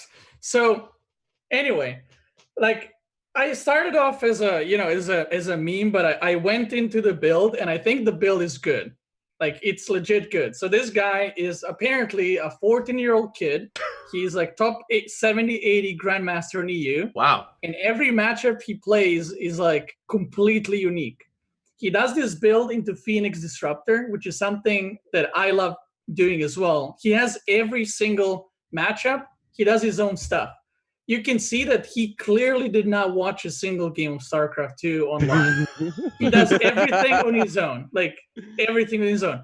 So when I saw that, I was like, hey, can I get some more of your replays? He's like, sure, how do I send them? And I said, just email me. He's like, I don't have an email. Oh, no. Which I'm guessing he's using like his dad's or something because he started playing the game when he was 7. So I'm like, okay, Holy can you just shit. zip and send it? He's like, what's zip? And I'm like, all right, this is gonna be hard. This is my illegitimate son. Yeah. Yeah, so I'm like, do you have Discord, Skype? He's like, no. Anyway, the build is basically next. You make a pylon in your base, you constantly produce probes. So this is a fast expand while cheesing build. You make a pylon, you constantly make probes, and you instantly send probe and you proxy a gateway. Now, what's great about this is when the SCV scouts you, you already plant the nexus because you're fast expanding. But then on the other side of the map, you're chrono boosting zealots into stalkers. And then from then on, you're transitioning completely normal. Like you're going into your double gas, stalker, warp gate, and whatever tech you want. The reason why the build is good is if the Terran makes the CC on the low ground, that CC is canceled. It cannot stay there. Now, there's been a lot of people arguing, yeah, what about a Reaper? Doesn't matter? It doesn't matter. You keep killing the SCV on that's building the CC, and then the stalkers arrive. Super, super quick. Like the stalkers arrive before your reactor is done on your barracks. So if the CC gets planted on low ground, it's canceled.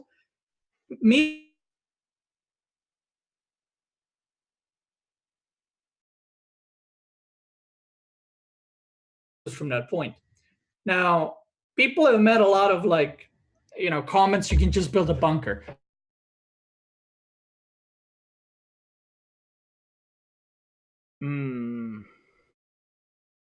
Because you don't have your second supply depot, you're not building the factory, and I assume you can't just SCV